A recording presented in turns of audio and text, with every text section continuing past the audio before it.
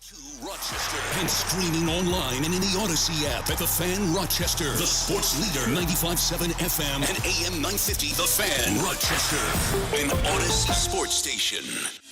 It's time to start the show and talk about the sports we saw. Inside jokes and takes from Danger and Battaglia, Bills and the Sabres and the Amherst. Who gave a microphone to these jerks? Welcome to the sports bar, that's where you are. Welcome to the sports bar, that's where you are. Welcome to the sports bar, that's where you are. With Danger and Battaglia.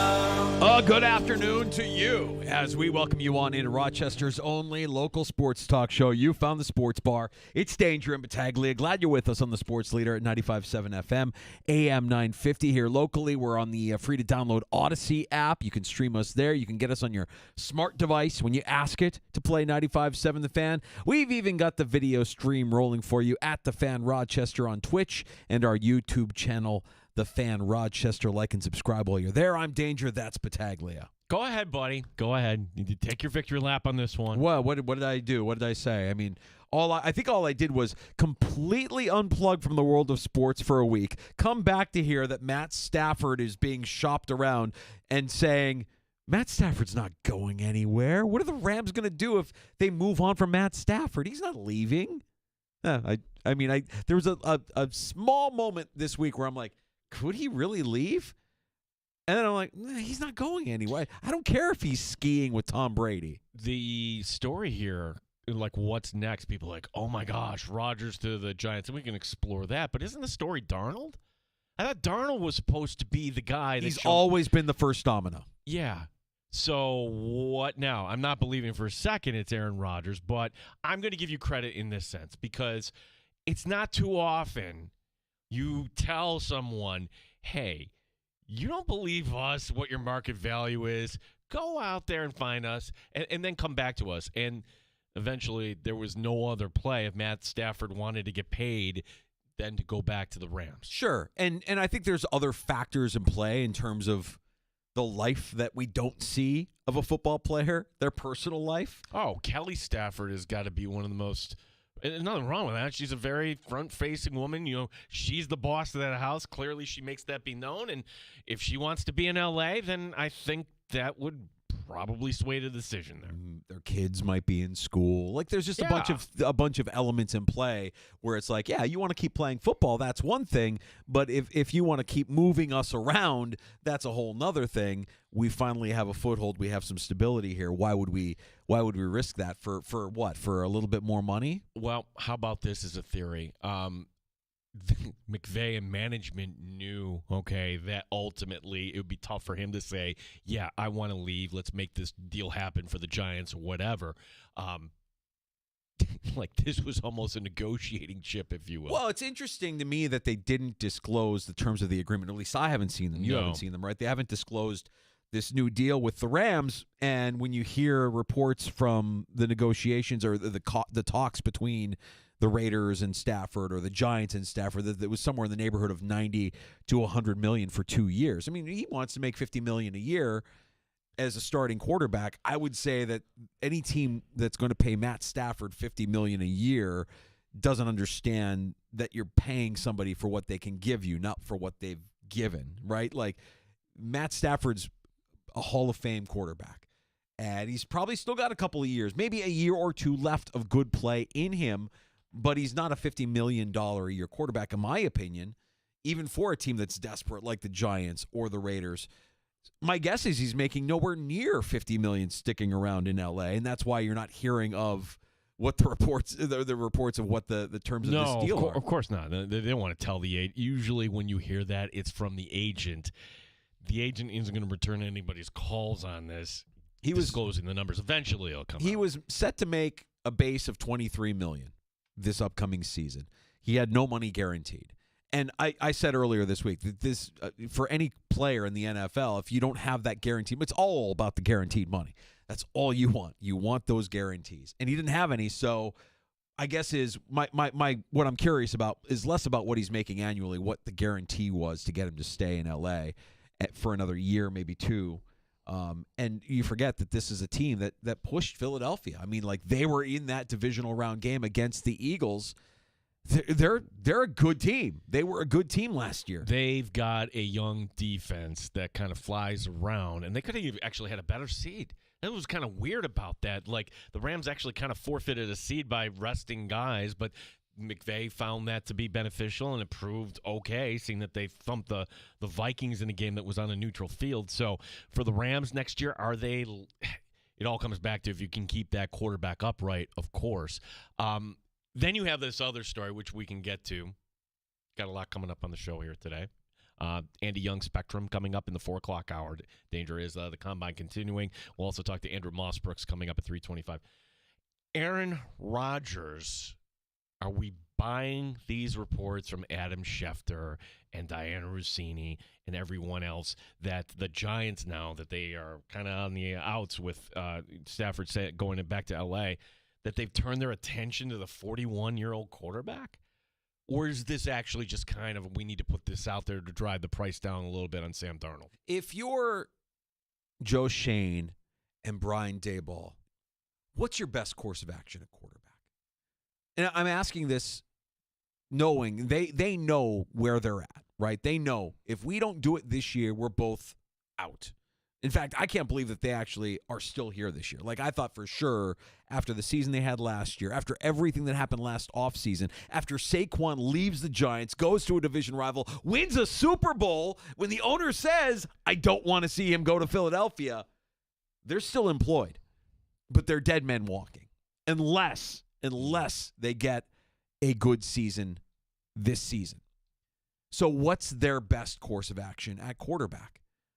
I would argue, and I think this is why they were in on Stafford, I would argue it might be Aaron Rodgers more so than it would be a Shedeur or a Cam Ward or anybody who might be available to them inside the top 5 of the NFL draft. Well, what's the best case scenario for Rodgers? Not winning that division with Aaron Rodgers. Not with Philadelphia there. Not with Jaden Daniels there. Aaron Rodgers today in that division, he's the 4th best quarterback. So what are you doing at the end of the day if you're paying up for the 4th best quarterback? What I see the Giants doing is, remember, they're picking 3rd. If the GM wants to keep his job long term, if the head coach wants to keep his job long term, the best course of action to buy yourself time, tried and true method, whether you think it's the best move for your team or not, to draft a Cam Ward or a Shedeur Sanders. Either one of the two you would figure will be there at number 3. And doing so, if they show just a flicker. It's such a mistake. It's such a mistake. I mean, I get it. From what you're saying, it makes sense because you believe that by doing that, you buy yourself time, but you really don't. I mean, if you draft Cam Ward or Shedeur Sanders and you have another 3-win, 4-win season, you're out of a job. And what are they actually going to do? I mean, and I'm speaking from experience. This is the dysfunction that resides within the Chicago Bears that I watch time and time again. You don't have any sort of alignment. And so you're drafting a kid who knows next year I'm going to have a different head coach. And it becomes about the quarterback. Mm-hmm. And you do everything you can for that quarterback. And that includes firing the head coach, firing the GM, and now you're back to square one. And really what you're hoping for then is that you can hire a head coach and a GM that will align with the quarterback that you drafted that might not even be good. Danger. Right? These quarterbacks this year are not, we don't even know. Like, they feel like backups to me.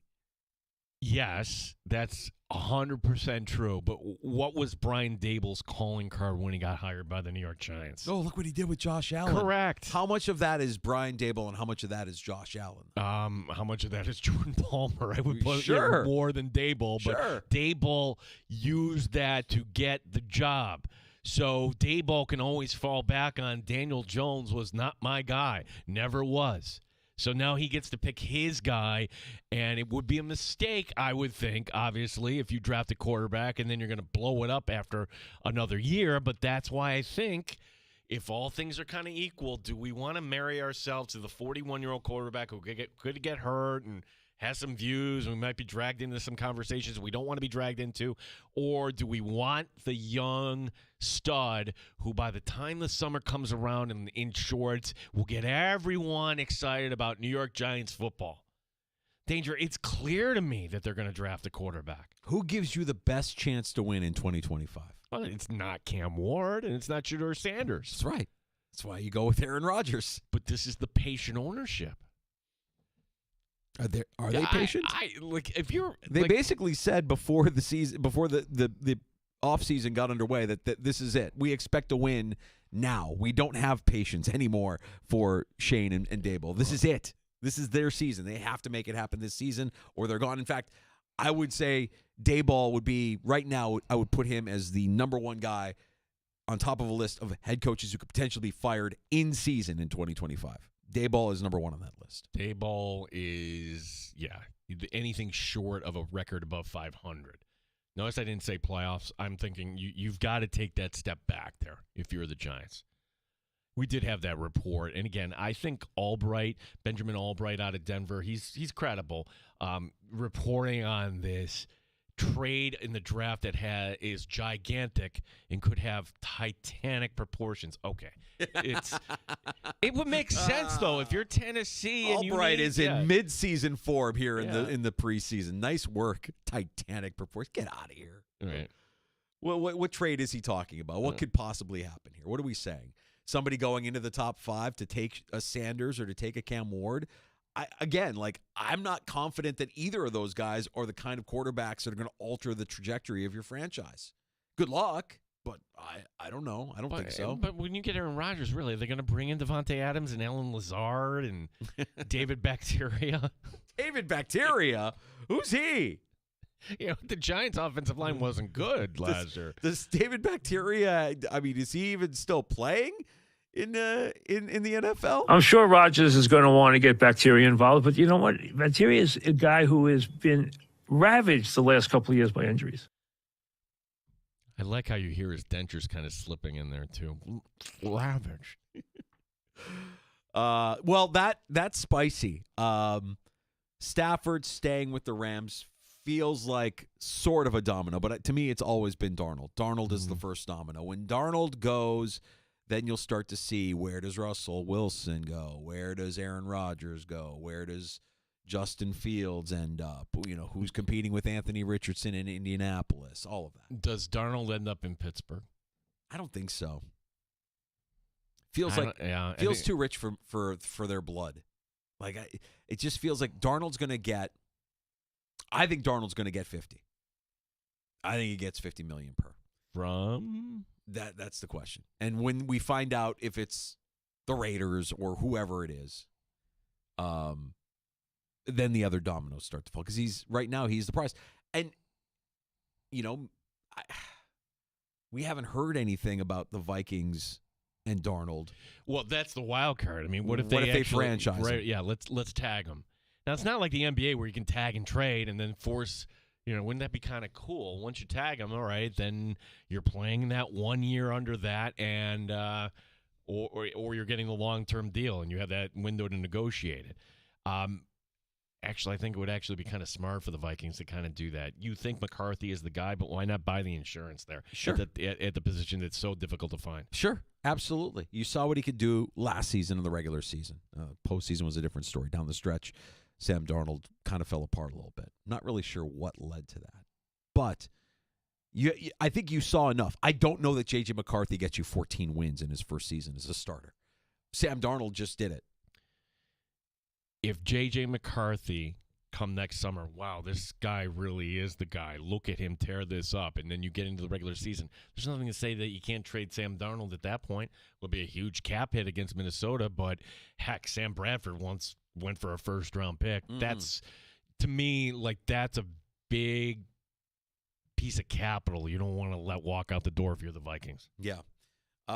That's the domino. That's the one that I'm waiting. But getting clarity and knowing that Stafford is staying in L.A., I don't feel like I need to take a victory lap. It just felt like there was only just a brief moment during the week where I'm like, is he really? And it was the Schultz report. It was him going skiing with Tom Brady, where I thought to myself, But if he's shopping himself around and he's looking to see, all right, what exactly is it going to be?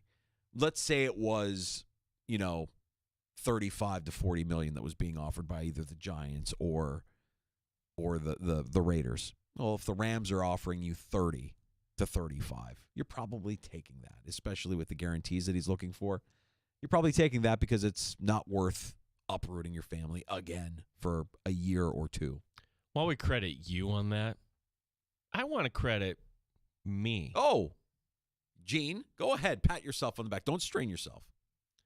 For showing tremendous restraint in not betting with you on that.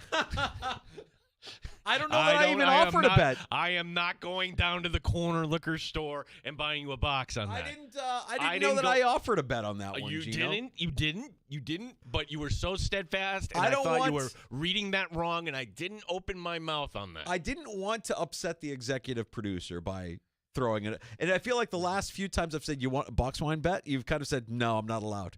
Not allowed to bet with you anymore. keep losing. Keep buying boxes of wine. Executive producers cut me off. Okay, well, that's fine. I didn't even offer the bet this time. But that you did show some restraint. I could have also just been like, hey, man, let's go. Box wine bet. Is he staying? Is he going? What's he doing? You knew better. You knew better. I mean, if you want to if right now, I could give you a box wine bet right now on Okay. something that we've talked a lot about, and it's close to home. This is a Bills-related box wine bet. Okay. Will the Bills trade James Cook? You're saying yes, they will. You believe that is in the realm of possibility. Okay. That was based on the information of yesterday. Now, here's my take, Danger. This is not me moving the goalposts. If we have new information. What's the new information? New information is that the franchise tag is actually going to be 11 for transitional players. Okay. Sorry, James. Unless that goes up in 2026. So, no, I don't think. I still believe that if the Bills are being prudent and they're managing the cap, and you can find not maybe equal production but comparable, that if a team said, like Dallas said, hey, here's a second round pick and we'll pay James Cook, that deal gets done. However, the data that came out today of where, and I don't have it in front of me, but how much a franchise tag would be for the running back per position, yeah. Yeah, it's not at 15. Well, he wouldn't get tagged this year. It would be next year that he would get tagged. So this year's number is kind of irrelevant. If it is 11 this year, you would assume it'd probably be 11 or 12 next year, unless the running back market skyrockets. Which who knows what Saquon or any of these guys could get in terms of. Do they get an extension? Do they play out their contracts the way they were written up? Derrick Henry, guys that we saw last year kind of get signed as values, but had unbelievable seasons and could certainly make a case for wanting to make more money. See, the guys that do the T-shirts, 26 shirts, they should just come up with a silhouette of James Cook just underneath. Beautiful man. He's a beautiful man. Can somebody get this piece of audio to Del Reed and get him on the case? Del, there you go. Beautiful man. Your next T-shirt, just beautiful man with a silhouette of James Cook. And we'll figure out who the funds will go to after the fact.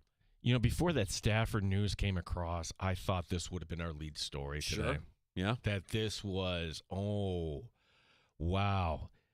Think to where we were this time last year, where the reality set in that, oh my gosh, Bill Belichick didn't get hired. Oh, at least we got him coming up in TV, and we'll see what happens next offseason. We hadn't even gotten to the point of him dating the young lady, right? We're going to get an offseason Hard Knocks. But, of course, Bill Belichick isn't coaching in the NFL anymore. Last year's NFL offseason Hard Knocks, the only one that's ever been done before, went so poorly for the New York Giants. That's how we knew the owner was saying, hey, don't let Saquon go to Philadelphia. The only reason, because the cameras were there. And every other team was like, no, we don't want any part of this. And the NFL may be understanding, hey, we don't want to impose that on any team. No, I'm sorry. So what did HBO? Did they punt on the idea altogether? No. They went to the next best thing. And some would say this actually may be better. They went to the collegiate game, and they went to the hottest program. By hottest, I mean the one we're going to be talking the most about. North Carolina offseason Hard Knocks. Mike Danger. That is a franchise Hard Knocks where I was like, no, I'll add it to the list to, oh my God, when is it on? Yeah. 24 seasons as the head coach in New England. Bill Belichick was on Hard Knocks never.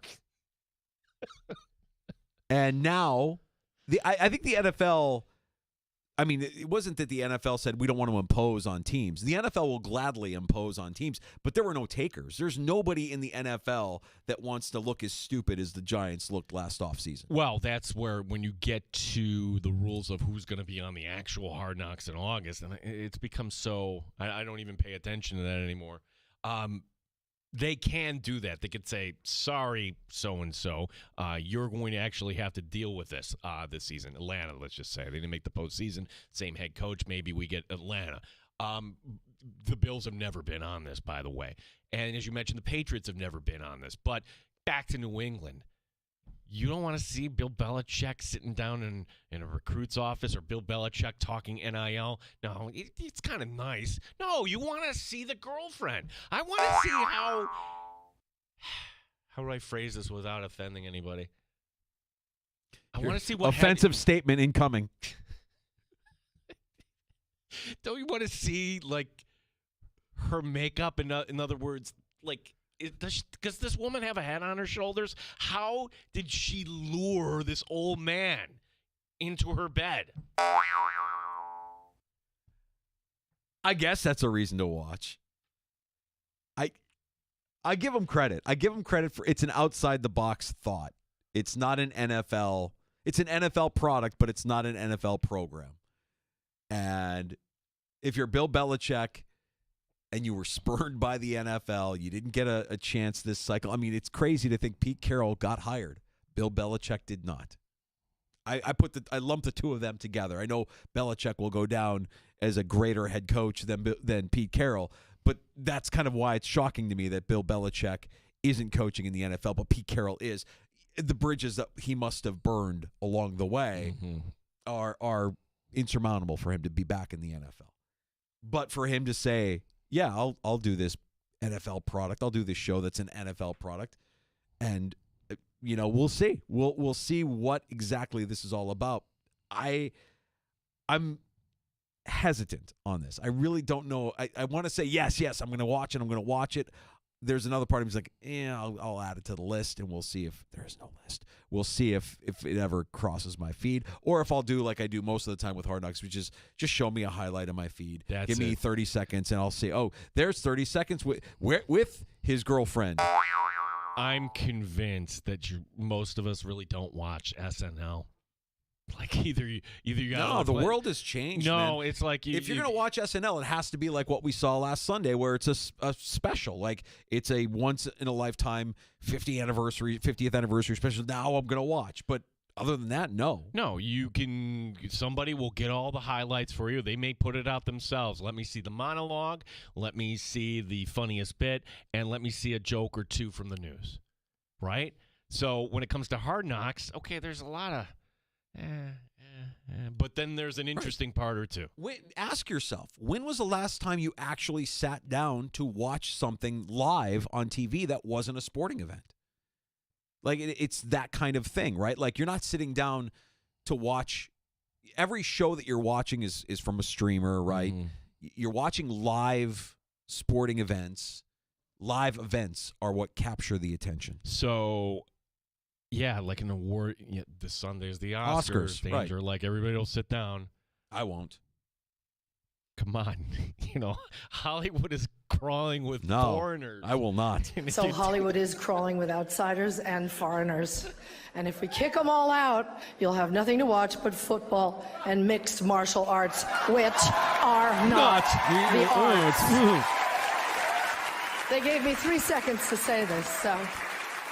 The worst. Just the worst. The worst from the best. Like, can't argue, might be the greatest actress of all time. That is just completely out of touch. So one-sided. Just disgusting. She showed up on SNL, by the way. I saw. I was like, oh, you. And she was funny. Right. She was funny. She was good. Very talented. She's very talented. But knowing that exists, it's like, I can't like you. That's how you think? Oh, come on, man. Oh. We'll get to Andrew Mossbrooks. You'll hear him on the call tonight. We talk football and MMA here in the sports bar. We are not talking about the arts. Mixed martial arts are not the arts. Me say something sexist here. Yeah. I couldn't hear you, Gene. I was pounding my club over here in the corner, dragging my wife by her hair because I'm a caveman. Andrew Mossbrook's on the call tonight as the Amerks in Utica. And they're hot. Man, they are hot right now. We're going to get into it with Andrew, talk some Amerks hockey next on The Fan. You can join us this afternoon on the Good Smoke Barbecue and Pub Wingman line, 866-4FAN. Award-winning barbecue from Good Smoke Barbecue and Pub, 135 West Commercial Street in ER. GoodSmokeBBQ.com.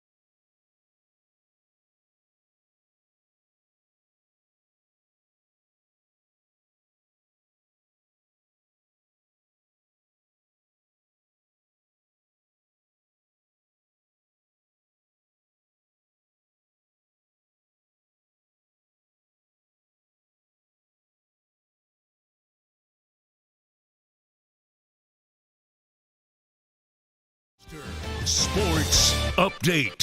First at 2 on the road this weekend. Tonight, the Amerks playing at Utica. Our coverage will begin at 7 o'clock. We'll talk to Andrew Mossbrooks. Will be on the call. He joins us next year on The Fan. From the NFL, the Rams and quarterback Matthew Stafford agreeing on a revised contract today. Chris Brown on One Bills Live on the need for a wide receiver. Texas wide receiver Matthew Golden confirmed he had a formal interview with the Bills to the media today. So too did fellow Texas wide receiver Isaiah Bond and TCU wide receiver Savion Williams. Bond said today he's going to break Xavier Worthy's record time of 4.21 from last year. The RIT men playing a one-game playoff tonight against American International. That game at Army. The RIT women in action right now. Game 1, down 2-0 in the first to Penn State. Nighthawks home tonight. They take on Albany. Gene Battaglia, the sports leader, 95.7 FM and AM 950. The Fan, Rochester. They've raised the bar on Rochester Sports Talk. You're in the Sports Bar with Danger and Battaglia on the Sports Leader, 95.7 FM and AM 950 The Fan, Rochester. Amerks are hot. Rochester Americans are hot. Best team in the AHL. They're coming off of a win on Wednesday night at home against Scranton Wilkes-Barre.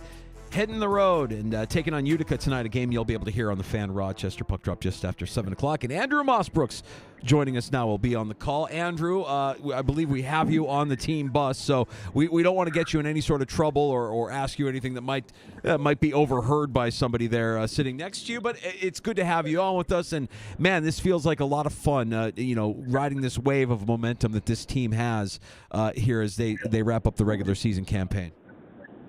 Yeah, no, it certainly has been. I appreciate you guys trying not to get me in trouble. Definitely like that. We're in transit on our way to Utica right now. But like you guys said, it's been super fun coming off a 4-1 homestand. You're looking at a first-place team not only in our division, but in the AHL as a whole right now. Amerks are a month and a half out from the end of this season, and there's several records that this team could find itself being in rare company of and potentially being the first team ever in franchise history to reach. So it's always fun when you're winning, and thankfully this team's done a lot of that through the first 4 months and change of the season. Okay, Andrew, before my first question, we're always taught to paint a picture, right? So paint a picture of the bus, because any team bus I've ever been on, front left, right behind the driver is the head coach. Is that where Mike Leone is sitting? Where are you sitting right now? Yeah, the best picture I can paint to you is you're right. We would have the driver front and center, of course, thankfully. Then, we've got Michael Leone off to the right, coaching staff around him. I'm a couple rows back, surrounded by eyes looking everywhere, along with some exchanges of pleasantries with some of our other members of our staff. And I've got your biggest fan right next to me, Evan Smith. He's actually assisting our video staff here, and he's with us on this trip. So he's got his headphones in, listening to the Fan. Now, are you cool enough to do a practical joke where you just say something negative about the coaching staff and repeat a question? And no, never mind. I don't want to get you in trouble. Andrew, no, we won't do that. Andrew, I like when you're talking about this Amerks team and hearing, and he mentioned this to us a couple weeks ago, what it means to play away from the puck. I mean, what kind of like that's how deep we're getting into this with this Amerks team and the coaching they're getting. But just talk about that for a second. All that goes into it away from the puck that we're not seeing, and how much of that is the reason for the success here. I actually think one of the reasons you don't see it is because the Amerks are so often with the puck on their sticks, but it comes from the breakout from the other teams. So I think one thing Rochester does better than anybody in this division, and I think for many of the teams we've played so far across the league, which really is only the Atlantic and the North, is just their transition game is so explosive. The ability to create turnovers and then break out with speed the other way. It forces teams into duress. It forces their D to be handcuffed. That's where the mistakes come. That's where the odd man rushes develop. And that's where this team is just able to find its offense. But what they're doing without the puck is being active on the forecheck, being physically engaged, really getting down on hands and angling in the corners and just creating situations where these teams and their players feel like they have to move quicker than they probably do, and it's leading to the mistakes on their end, and it's putting the puck back in our possession. And it's been that formula that's really been a winning formula I think all season. I think if you really look at this team's games, I mean, we played 52 so far. You could probably count on one hand, maybe slightly more, maybe 6 games where the Amherst haven't played to that identity from a consistent standpoint. But I think you'd be hard-pressed to find too many more than that. Andrew, I'm going to always remember what we're seeing, what we're witnessing out of the play from Devin Levi. Just knowing that he's gotten a taste in the NHL and he's kind of been back and forth, but when in Rochester, feels like he's really made the most of his time. He's playing bananas, and I imagine his attitude towards all of this is a big reason why I feel like this guy is going to be a very good pro for a very long time. Yeah, I would agree. And the thing with attitude, Gene and Danger, is that with Levi, it's consistent. So, you rewind 2 weeks ago, he gets pulled for the first time in the AHL when Rochester was hosting Laval at the start of that homestand.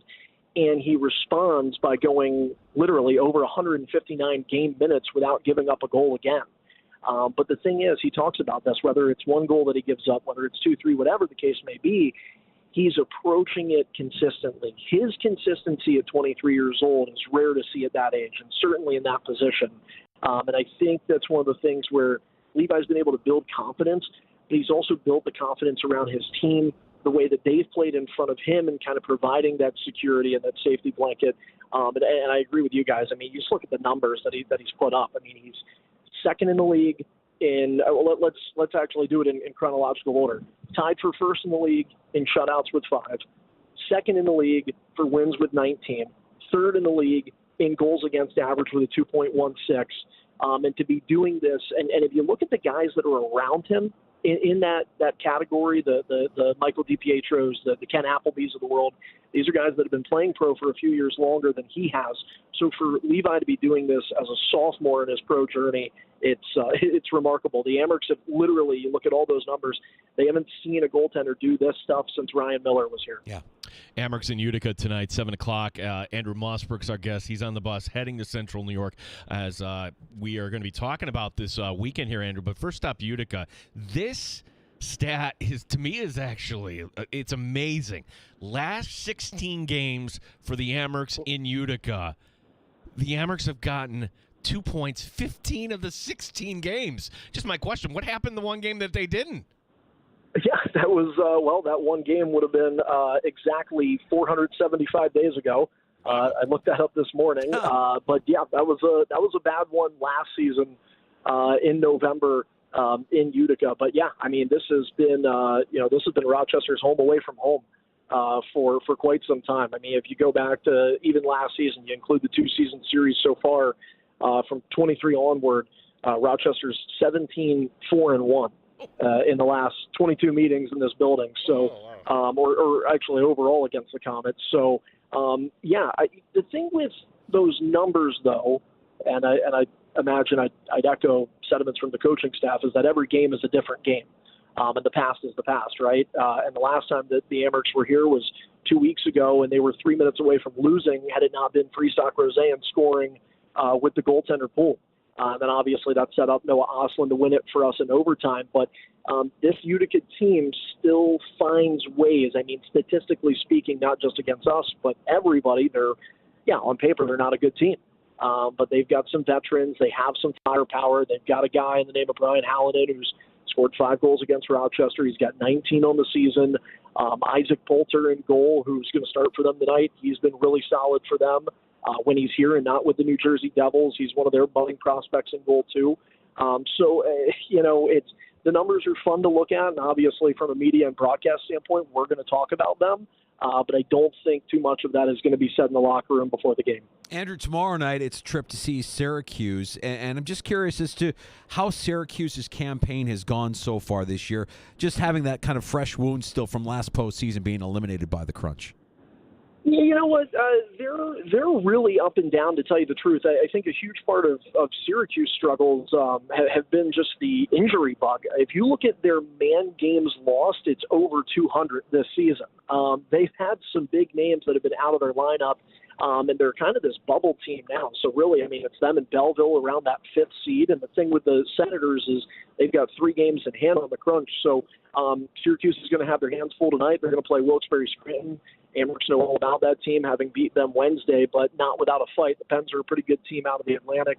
But one thing that Syracuse does well, and it's when they're doing it well, and that is just their ability to be physically active and make things difficult when they finish their checks along the walls, when they go for that kind of extracurricular play. That's where they sort of tend to lure teams in, and it's sort of a trap, if you will.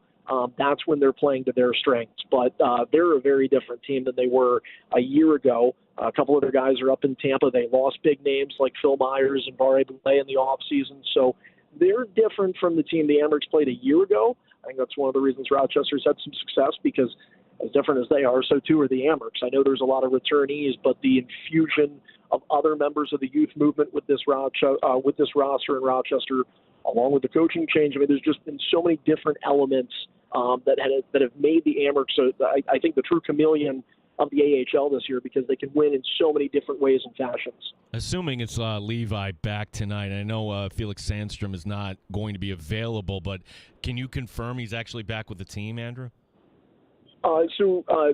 Devin Levi is going to be backing up tonight. Michael Hauser will be starting. Oh, okay. Going back to the numbers, if we want to talk about them, this is Hauser's home. He's 7-2 lifetime in this building. He's 9-4 and 11-4-1 lifetime against the Comets. So Michael Hauser, the Amherst have such a luxury in goal with Sandstrom still being out, who obviously has been a tremendous goaltender as well. But Michael Hauser's a journeyman. He's been professional in his 13th pro season right now. He's a guy that this team has leaned on in the past, and they've done it for parts of the last 5 years. So him being able to go against Utica tonight, I think, would indicate that Levi would start Saturday in Syracuse, but there's been no clue as to whether that's true or not. I'm guessing from the broadcast realm that's what we'll see. But the Amherst have a fighting chance regardless of who's in between the pipes. Andrew, we talked to Mike Leone earlier in the week, and we kind of went back to last weekend and recapped the shootout win, the teddy bear toss game against Toronto. And I just wanted to bring it up again with you and kind of get your take on the play of Consta Helenius, who in that shootout got the shootout goal that ended up being enough for the Amherst to hold on there against Toronto. But talk about the play of the former first-round pick here and how he's kind of adapted in North America's game. Yeah, you're talking about his play and not the fact that the Teddy Bears rained down on a shootout goal, right? Yeah. Yeah, Consta's been really good. I think he's improving, and he's going through what I think you see a lot of these international players handle when it comes to their adjustment to North America. It's smaller ice, which often leads to less time, which means you need to have quicker decisions, and that hockey IQ gets tested a little bit more. And he's a teenager playing in a men's league, right? I mean, he's going against guys that have NHL games under their belt. In some cases, he's going against guys that have had hundreds of NHL games under their belt, Stanley Cups that have been won, Calder Cups that have been won. That's a challenge. That's different. That's not World Juniors like what him and Anton Wahlberg were playing in December, and there's a lot of adjustments there. So I think for Consta, it's probably consistency, which is one of the hardest things that I think any pro athlete goes through, is finding a way to turn a good game into a good week and a good week into a good month. And guys get to do it after a while. It takes some time. Some guys do it faster than others, but that development ladder, there's no blueprint to it, guys, right? It's different for everybody. And time is different for everybody, and it's all subjective. And I think in the case of Consta Helenius, he's trying to figure it out.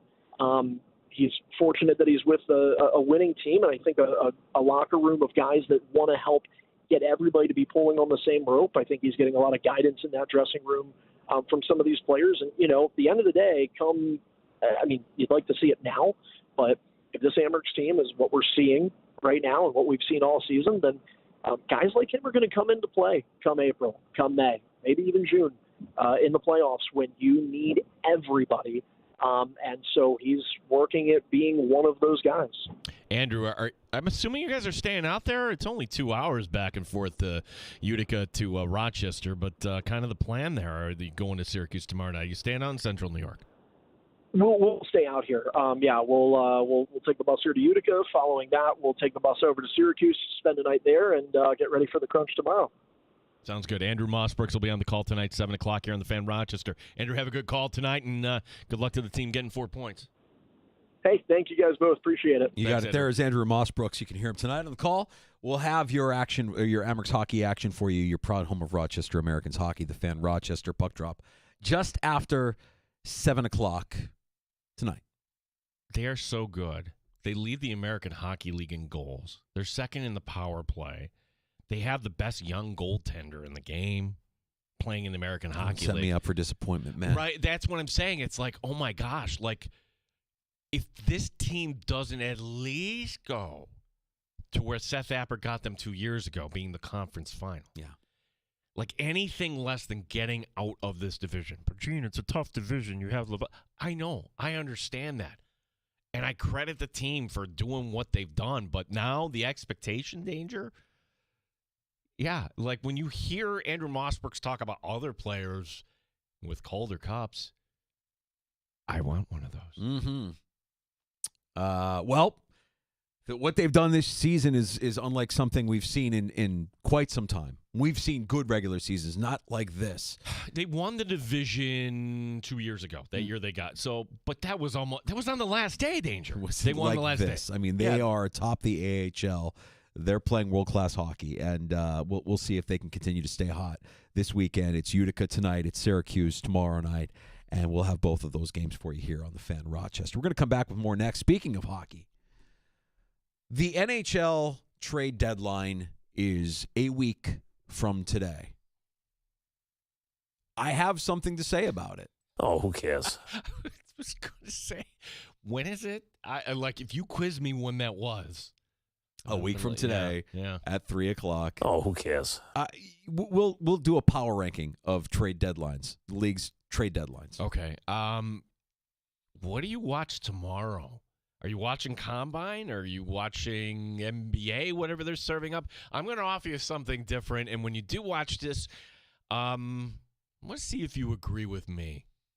Like I think these guys are just having a little too much fun down there. I have a non-sports take as well. This is something that is born from my own personal life, my home, my family, and if you'll allow me to, you can play therapist for me for a second, Gino. Just keep me sane because I don't understand the people that do this. We'll discuss in my non-sports take. That's coming up, along with a conversation from Indianapolis in the NFL Scouting Combine. Andy Young from Spectrum will be joining us in the 4 o'clock hour as well. You're welcome to join at 866-4326, 585-866-4FAN.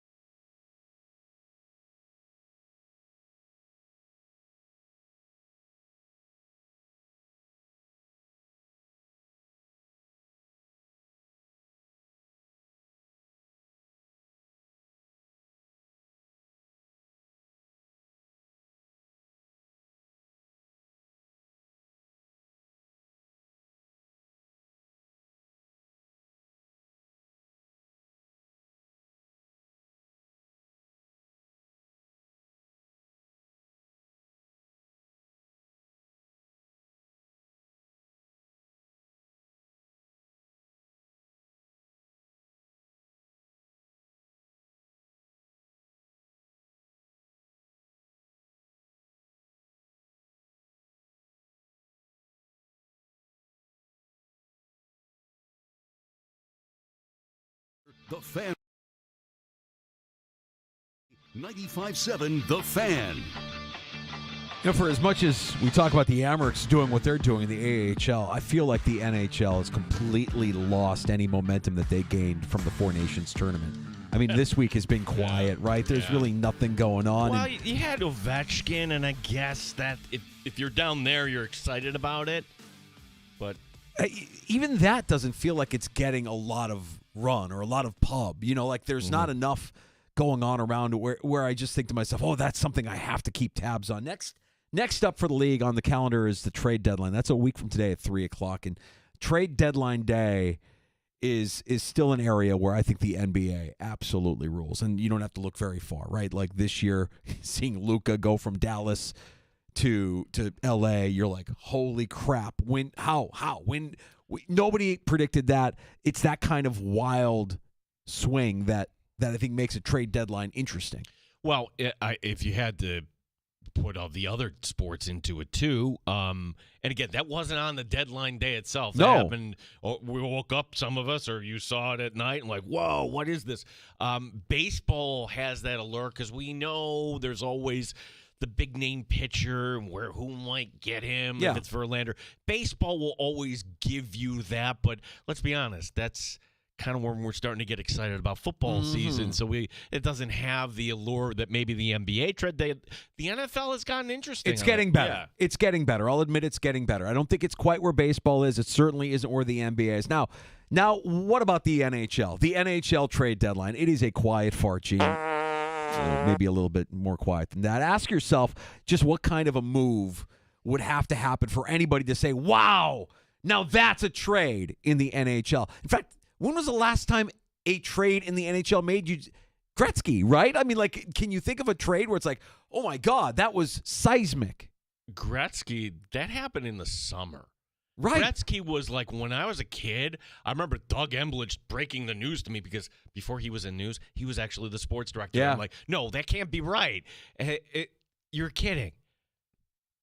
Like, what's the biggest Sabres deadline trade other than we're sending off players a few years ago? J.J. Paterka is not going to be here anymore. Oh, who cares? Like, I like J.J. Paterka. I like the player. But, when they traded Casey Middlestead last year, did anybody care? Did it move the needle? You have Bo Byram in return. Okay. What are we talking about? Like, for the NHL to gain ground and make their trade deadline relevant, we need to see a true superstar getting moved. We need to see a disgruntled Connor McDavid leave Edmonton, or Austin Matthews get dealt, or a Cale Makar suddenly get dealt. You need to see a pillar, a name, somebody who's been with an organization like an Ovechkin or like a Sidney Crosby go for, Ovechkin's on a contender, but Crosby maybe go for a final run with a team that is in better position than Pittsburgh is, right? But that's... All right, full stop. That's what you want. But if you compare, you're not trading NFL quarterbacks. That's the difference between football and hockey. Football, we know the Bills need a corner. Oh my gosh, they got Rasul Douglas. We all kind of like that. Rasul Douglas, the importance of the Buffalo Bills, that's like a third-line winger. So that's the difference between football and, say, hockey, is that these guys that are getting dealt, if you're a casual fan, you don't know these names. You know all the names you just mentioned. Right. If you're a casual fan, you probably don't even know Leon Draisaitl. But if Leon Draisaitl got moved, I would at least be like, oh, well, that's interesting. Leon Draisaitl's not with Edmonton anymore. He's going to a cup contender because they're going all in. Like, I don't think any of that is going to happen. And what we always end up seeing at the NHL trade deadline, mid-level rentals, depth pieces for a run. The NHL trade deadline, the most boring trade deadline in all of sports. Hurts me to say that. Love hockey, but the NHL drives me crazy. The NHL, it's going to be, I'm just looking at it, rooting it from the Amerks standpoint. Don't mess with anything here. Hey, you're right. Honestly, because let's just say, hey, somebody offered something for UPL, and he's gone. Well, Devin Levi come up to Buffalo for the rest of the season. Oh, we can't send Levi back to Rochester now because he's an NHLer. Literally, don't laugh. They did that 2 years ago with UPL. Mind you, we had a Malcolm Subban at the time. Don't mess with this Amerks team. Is that a reasonable request here? They haven't really, and I don't think they will, barring injuries. Injuries change everything, of course. By the way, like between Paul Hamilton and Dan Dunleavy and Joe Yurden, you notice how they all say Roch? Yeah. We don't say Roch here. Yeah. Like, well, we're down in Roch. Nobody says that. Nobody says that. Here's the thing that they say that we don't say. You ready? They put the in front of their expressways. Yeah. We don't do that. We say 490, 390. They say the 490, the 390, the 190. Yeah. We don't do that. Little subtle differences between the two communities. You're right. I've never heard a Rochesterian say Roch. I can't wait to get home to Roch. Yeah, never. Roch. Never. We just might as well just call it crotch. Just get it over with. Just add the C, and that's where we're going. Stop. Got to go home to crotch. Stop. Hey, I'm looking forward to the NCAA tournament. No, I don't follow college basketball religiously like PJ Glasser, but when we get to it, it's okay to dive into the pool at this time of year. It's going to be fun, but we're not there yet. And I have a Saturday afternoon danger where I'm not doing anything tomorrow. You gonna get? You gonna brush up? Yeah, I wish I was calling Fisher basketball or say hockey. Guy has a day off and he's like, I wish I was working. That's Gene Battaglia in a nutshell. Well, hide your jealousy. My day tomorrow is cleaning up the office. Yes, that's what I'm going to do. But I'm going to put on the monitor. Okay. All right. And what am I going to put on? I'm going to put on some spring training baseball. Oh. Danger. Okay. Let me try to sell you. The sun, the vibe. Maybe I'm learning something about my fantasy team. Major League Baseball will play these games nonstop in the morning, at night. They replay them. I don't even care who's playing. Just as long as I'm seeing something warm and sunny. Just want some background, some ambiance. But here's something to pay attention to. Is it just me, or is every Major League Baseball announcer in spring training kind of hungover? Yeah. Just so low-key. Could care less who number 94 is on the auditioning field. for the Masters? Maybe? Yeah, and I'd make the team. It's almost like spring training baseball. They're just trying to get you a 2-1. Trying to get you to take a nap. Oh, who cares? Because quite honestly, going outside 3-1. They want you to take a nap too. Maybe they threw one back too many the night before. I don't know, Gino. Writer. I just think that if you wanted me to be able to take a nap, I'd think put on spring training baseball, and I'd give myself 5 minutes before I'm conked out. As I get older, I realize I always used to marvel at like the elderly in my life, whether it be like older uncles or grandparents or whatever. Sleep at weird times. The ability to just sitting up at a table, but doze off and fall asleep. I always used to marvel at that, and now as I'm getting older, I'm like, oh no, I can do that. I can actually sit down if I'm comfortable, and I can be out within 5 minutes. 1 minute I'm fine, the next minute I'm out. You put a spring training game on, forget it. I'm done. I'm done. Done for. And by the way, I'll make this proclamation right now. You will not hear me this March Madness claim to have any sort of knowledge or any sort, like my bracket. If I do a bracket, it is going to be completely void of any credible knowledge other than what I hear from PJ, because I haven't spent nearly enough time watching college basketball this season.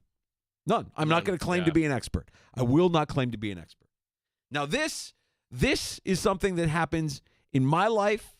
I don't know if it happens to you in your life. I don't know if it bothers you the way it bothers me.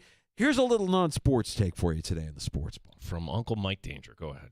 If you're about to enjoy a single serving item, enjoy the whole thing. Because I will look in my fridge and I will see half an avocado just slowly decaying right before my eyes, or I'll see the sad half-eaten banana wrapped in saran wrap in the fruit bowl, only partially consumed. My kids stashed half a Shamrock Shake the other day, and that made me sad because I was unaware I live with someone who is certifiable.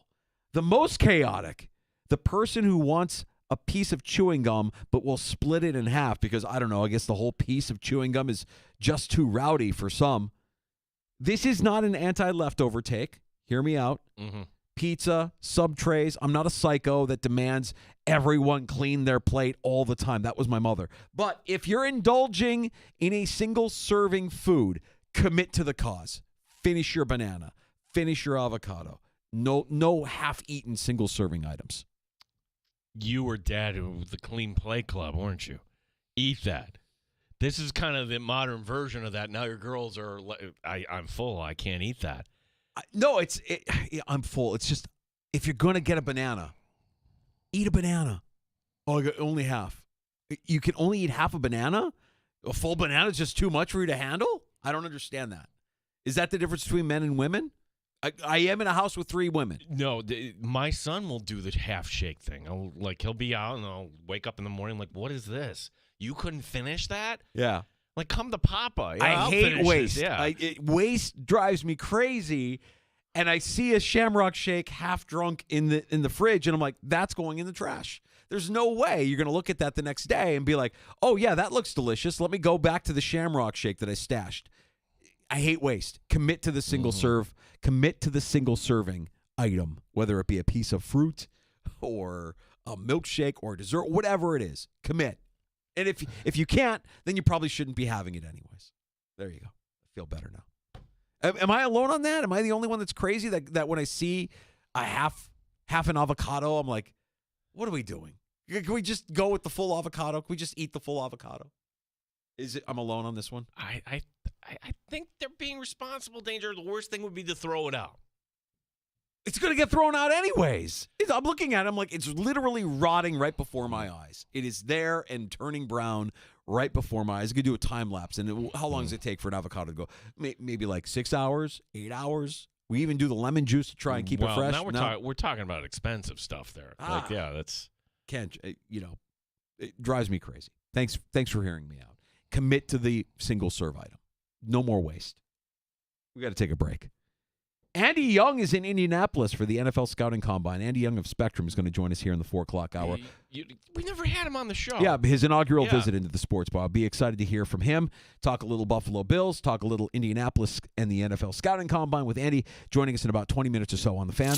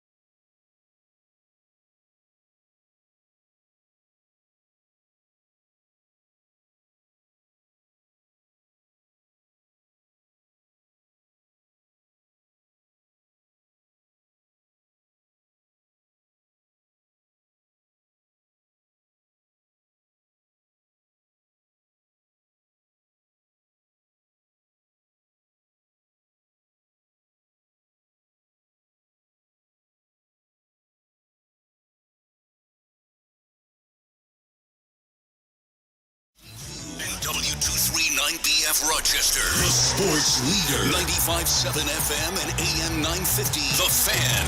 Rochester. An Odyssey sports station. The Fan Rochester. Sports update. Rochester Americans tonight, 1-2 this weekend on the road. First stop is at Utica, a place where the Amerks have won 15 of their last 16 games. Coverage begins at 7 here on the Fan. NFL, the Rams and quarterback Matthew Stafford agree on a revised contract. Chris Brown today on One Bills Live says the Bills have some needs on defense. I mean, you can make the argument that the Bills potentially will need to find 3 starters on defense this offseason. A defensive end, an outside corner, and potentially a starting safety. So that's not nothing. The RIT men play in a 1-game playoff tonight against American International. This game on a neutral sheet. It's going to be at Army. The RIT women taking on Penn State right now. Penn State leading 3-0 there in the second. Nighthawks are home tonight taking on Albany. Gene Battaglia, the sports leader, 95.7 FM and AM 950, The Fan Rochester.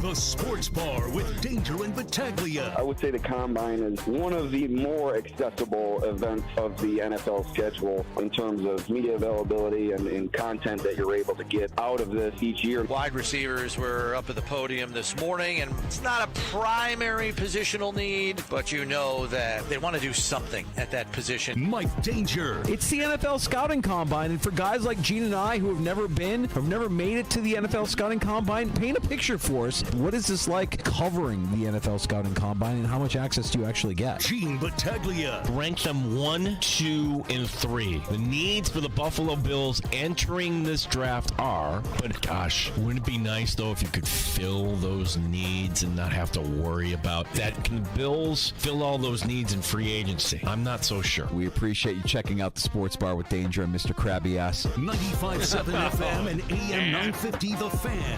Rochester. We'll go to Indianapolis here in just a couple few with Andy Young of Spectrum. Covering the Buffalo Bills, talking NFL Scouting Combine. You can join us at 866-4326. Our phone lines are open, 585-866-4FAN. You know, something that in that soundbite from Brownie talking about on the needs on defense, how the Bills may have to draft not 1, not 2, but 3 starters on defense. Sure, I think a couple on the defensive line, maybe a safety, but I don't think we talk about corner 2 all that often. We're just kind of assuming that Rasul Douglas is going to get this big offer and he's going to walk out the door, and because of his age, the Bills will go younger here. Are we really sure there's going to be a market for Rasul Douglas? Like I mentioned, he's 30. The Bills aren't the only team that, all right, if you're 30, you might be a little hesitant to give out the big money. But if you're putting any stock into the PFF grades, he had one of the worst grades last year, 53.9. What I'm saying, Danger, is I'm not sure Rasul Douglas, there will be a market out there for him. And if that's the case, maybe the Bills bring him back on a friendly deal and you draft another quarterback. It doesn't need to be round 1 or round 2. Could be later in the draft and you're fortifying the position. I'm not ruling out Rasul Douglas coming back to Buffalo because from the outside, I don't know if he's all that attractive. Can I tell you what I think is going to happen? And it goes back to conversation we had earlier this week. I want to say it was with Perino. Kyrie Elam. Oh, no. Kyrie Elam.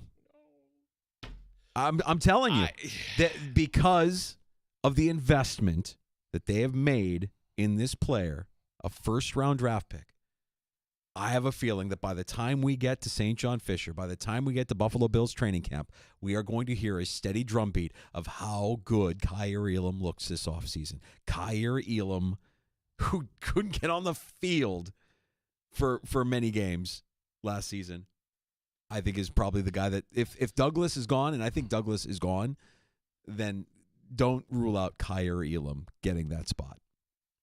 And take a deep breath. He's at camp because, well, you need to invite 90. And cutting him at this point, why? You've already paid the bonus. It's the last year of an expiring contract. If you want to move on from before camp, you can do that in August. It'll be the same difference, essentially. So from that standpoint, I can see Kyrie Elam back at Fisher. And every player, whether it's in May or whether it's in Fisher in August, we'll have a good day and we'll be talking about it. But my gosh, if that's the plan, Danger, I'm concerned. Oh, they'll pump up the tires. Did you see how Kyrie Elam looked today? Did you see how many picks Kyrie Elam made plays. He made plays on the practice field today. Kyrie Elam, I already hear it. I already can tell you that if it doesn't go that way, I'll be shocked. If it doesn't go the way of Kyrie Elam getting reps, playing with the first team, the former first rounder, getting a true shot again at playing time, unless they are completely done with him. They've had it, or there's an attitude. The things that we wouldn't know, that we wouldn't hear. We don't know what happens behind closed doors when they're meeting with the players, when they're meeting with the position groups. If he's a complete dud, we haven't heard that. And if he isn't, then I think he's going to get another shot. Well, Perino brought up an interesting scenario, right? Okay, if they let Douglas walk, you're not handing the job over, but you could bring back relatively cheaply Dane Jackson, who I never had anything against Dane Jackson. Oh, come on. No. If you could I would take Kyrie Elam over Dane Jackson. Younger, more athletic. What was Perino's point? His point was that Kyrie Elam has never been given the chance week one. Mm-hmm. Let him start out and prove that he can't do it. He's always been the guy that, all right, didn't win the job. This whole scenario, Danger, is kind of... You know how it's going to play out. And when you think about it, and you search your soul if you're a Bills fan, and you've already written off Kyrie Elam, you kind of know how this is going to play out. They're not going to spend on Rasul Douglas because of his age, because of the performance last year. But the thing is, I don't know if Rasul Douglas, who is going to spend. Like, if you're looking at that, oh, great, we just gave that much money to a guy that was bottom of PFF? Right. It'll be interesting to see. And as we talk positional needs at the scouting combine, I think cornerback is one that's worth – man, because he's popping off, now I got to see what Isaiah Bond does. Like, I know that wide receiver isn't a position where a lot of people are saying that's where the Bills need to go. I want them to go – I want them to get their wide receiver one in the draft. There isn't one in free agency. Go get him in the draft. And if it's a guy that's fast – like Isaiah Bond, and not just fast as they say, we need a football player. Games aren't played on a track. That's what I want to see. If I had to predict the positions, Danger, for the top, for day one and day two, defensive tackle at 30, and then either or, you're drafting a corner. Notice I didn't say safety, corner in the second round, and I think a wide receiver too. Brad in Rochester contributing. Our phone number 866-4FAN. What's up, Brad? I think we've seen enough of Elam. Fifth-round pick to any other team, we can get back for him. Because someone will go, Brad, we can rehab that. You're not getting a fifth-round pick for Kyrie Elam. If you could get a fifth-round pick for Kyrie Elam, you would have traded him already. He'd be gone. You would get your. And the other thought is we just got I want to say nickel coach is from New England, and Jones from New England is a available free agent, and he's young, fast, and knows the coach, so there's a connection. And that could be a nice pickup instead of Rasul Douglas, and he's like 27, I believe. Yeah, I mean, if you want to spend the money, and Brad, I would hope so, that the Bills would appreciate the call there, Brad, and you can call us at 866-4FAN. I mean, perfect world, right? You get to the draft, and we're not talking about the needs of defensive tackle and corner and wide receiver other than, hey, you're just drafting on the best player and you're not drafting on need. That's how we arrived at Kyrie Elam in the first place, because the Bills back in 2021 didn't do that, Danger. They needed a corner, and they got caught with their pants down after the guy they had targeted, McDuffie, got swooped away from him because Kansas City moved up just a little bit. And then we're just going to go to the next guy on the board, but that next guy on the board wasn't anything like the guy the Chiefs got. So who's Brad talking about from New England? That's a free agent. That's a pending free agent. Because I see Jones. I see Jonathan Jones at corner, but he's not young. He's 31. Yeah. Okay. That's good to know.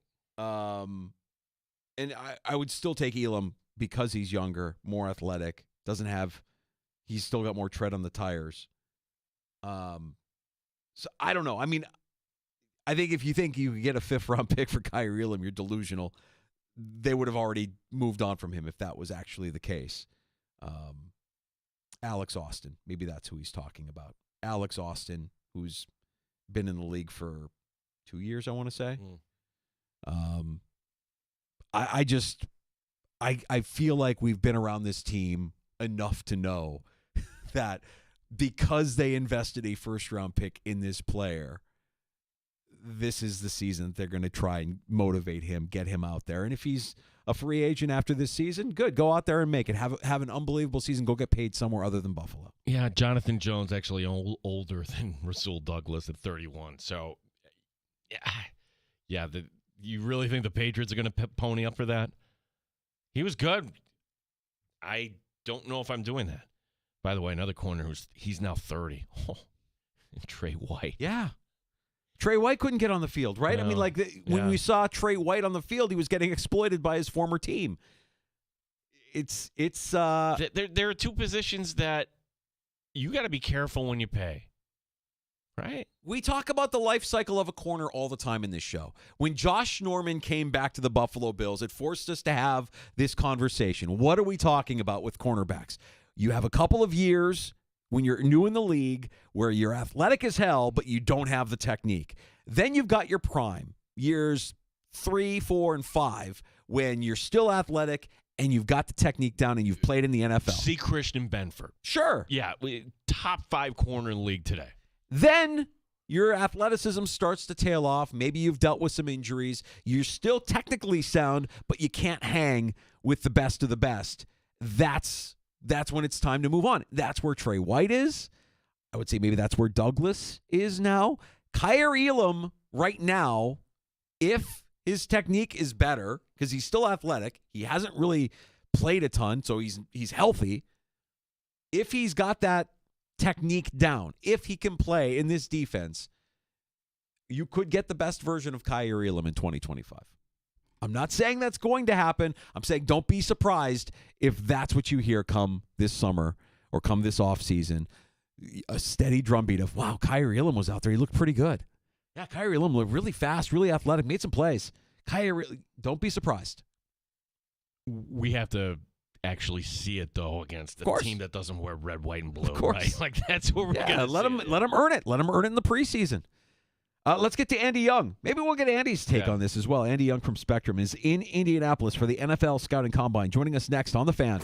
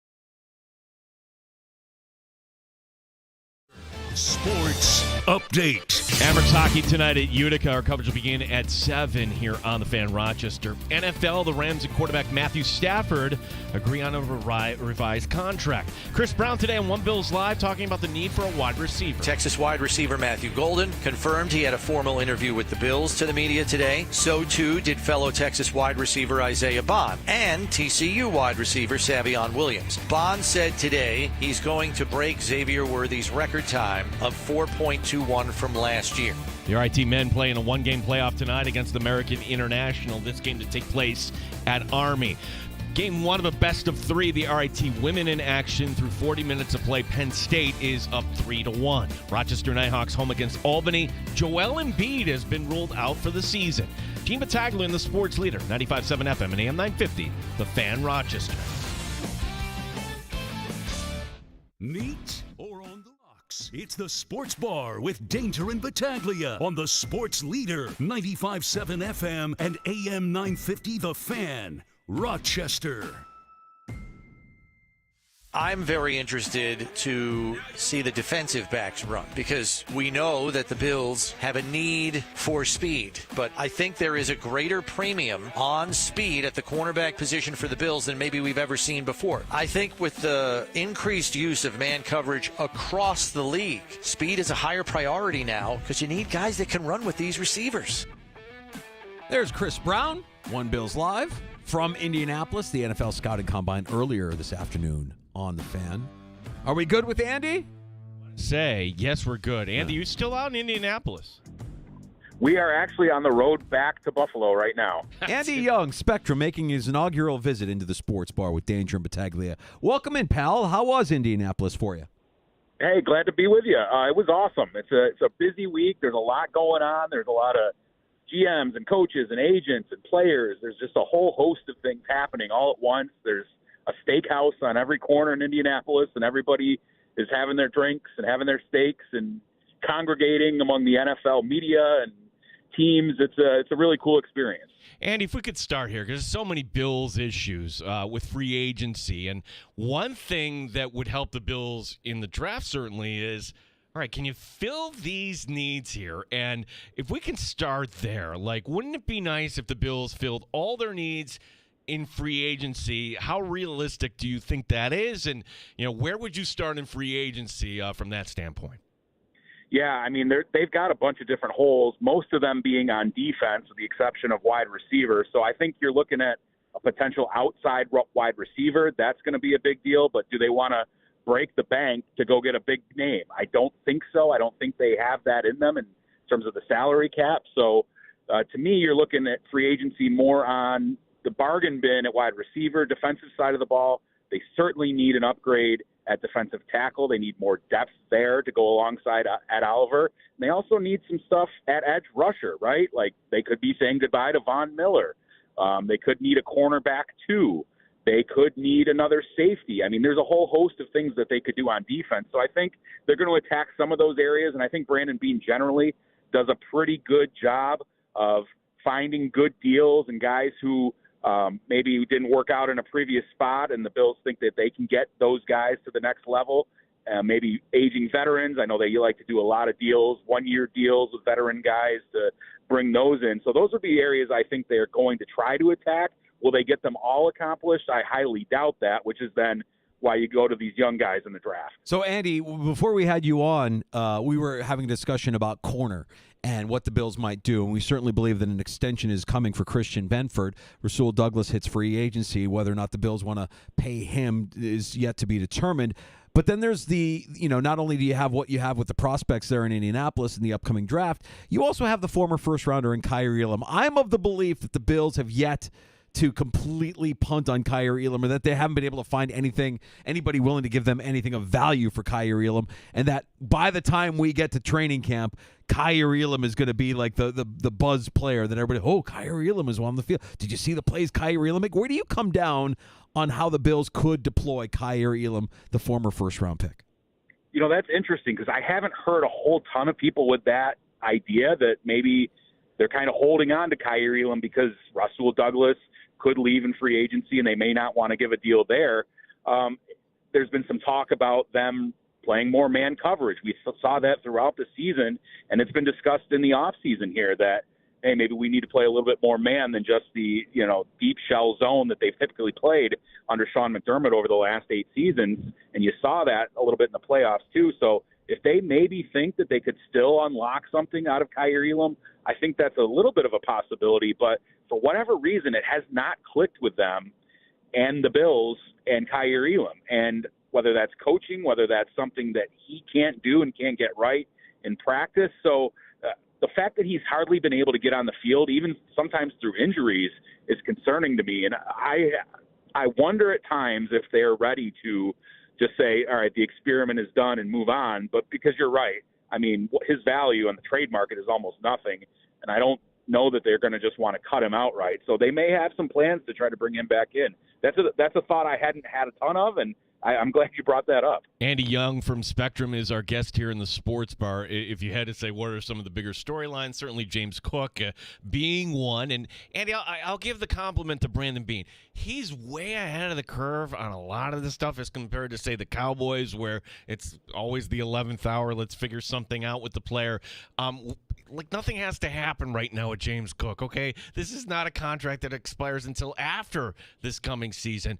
But with that being said, we don't see this too often where this kind of plays out in public. Maybe it was Cook doing this on his own. Maybe it was the agent. But regardless, I guess it doesn't matter. I guess what's next is what matters here, Andy. Andy, what is your read here on the situation surrounding James Cook? I know that Sean McDermott really loves James Cook, and they rave about him. And McDermott especially, even this week, just raved about the type of player that he's become, because not only was he a guy that they thought, all right, he's going to be a third down back, he's going to be drafted to be a pass catcher. Well, guess what? It's almost the opposite now, in that he's become their bell cow running back and added this physical element to his game. You saw it against the Chiefs. You saw it throughout the season where, at 190 pounds, he's bowling guys over. So I think that they really love the guy he's become and the potential that he can continue to have. I just wonder how much of a disconnect, maybe is not the right word, but a difference in what Brandon Beane thinks and the value of a resource of pouring that kind of a contract into a running back, because we've seen him, like you mentioned, get ahead of those sorts of things. They keep drafting these guys every 2 or 3 years. And to me, that's sort of been the life cycle of NFL running backs lately is, all right, you bring him in, let him play out his 4 years, and then you move on to the next guy that you drafted 2 years prior, right? And maybe that's what Ray Davis is in mind for, right? But at the same time, I don't think he's going to get $15 million. I think that's a whole lot. I think he's one of the better running backs in the NFL. But as we've seen, you look at Saquon Barkley, Derrick Henry, these guys where there seems to be a little bit of a resurgence in running backs. Maybe some teams decide, all right, now we can, if it's the right guy, give that guy a nice extension. Yeah, it's funny, Andy. I mean, you mentioned Barkley and you mentioned Derrick Henry, and these are guys that are coming off unbelievable seasons that have kind of reinvigorated this running back value conversation, because for so long, running backs weren't able to get paid or can't get paid, and Cook getting $15 million would put him right behind Christian McCaffrey as the second highest paid back in the league, which would be such a departure from how Brandon Beane has viewed that position as the GM of the Buffalo Bills. So I can't help but wonder, going back to Indianapolis in the Combine, in what we hear is an extraordinarily deep class at running back this year in April. Do you think the Bills are taking another running back with a mid-round pick? Yeah, I certainly think that's the possibility. And like we've seen Brandon Beane do this year after year, whether it's Singletary, whether it's Cook, whether it's different guys. You just keep Zach Moss, another example, like third, fourth, fifth round, just keep drafting a guy. And maybe you hit on one, and maybe one of them becomes James Cook. Now, he was a second-round pick, so he's a little more touted and had those physical traits. But, yeah, to me, I think they probably are in the market to take another running back, especially because they don't know what's going to happen with Ty Johnson. He could leave in free agency.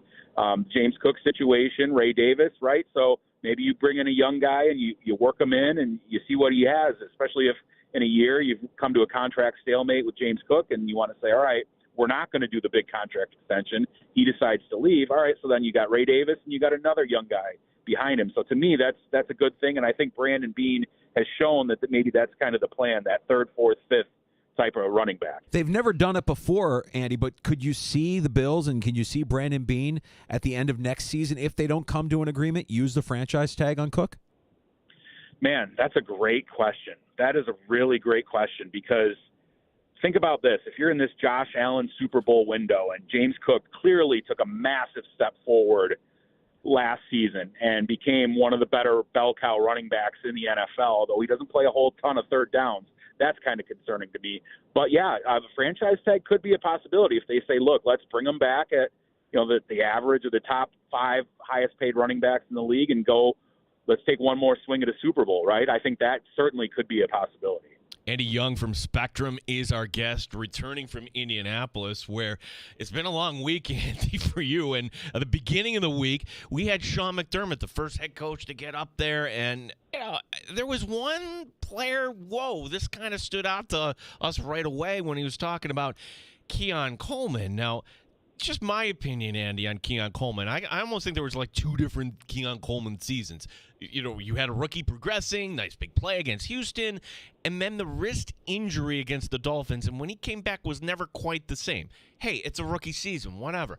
I was a little surprised that Sean McDermott kind of, I don't want to say put him on notice, but to call the season rocky and kind of, infer that they expect more out of him. Andy, what did you make of this? I mean, is there more to the story here regarding Keon Coleman? Yeah, I mean, it's the second time that he's kind of called out Keon Coleman. He did it at the end of the season press conference, which is just, like you mentioned, very out of character for what Sean McDermott does. He doesn't really send messages to players in the media. You don't hear a lot of that. So for him to come out a couple of different times now and say, yeah, look, we really thought Keon Coleman was an ascending player. They've mentioned the Seattle game where it looked like he was dominant both in the running game, blocking, catching passes, right, and really ascending through the rookie season. Then he gets hurt against Miami, and then they've said it. Brandon Beane has said it.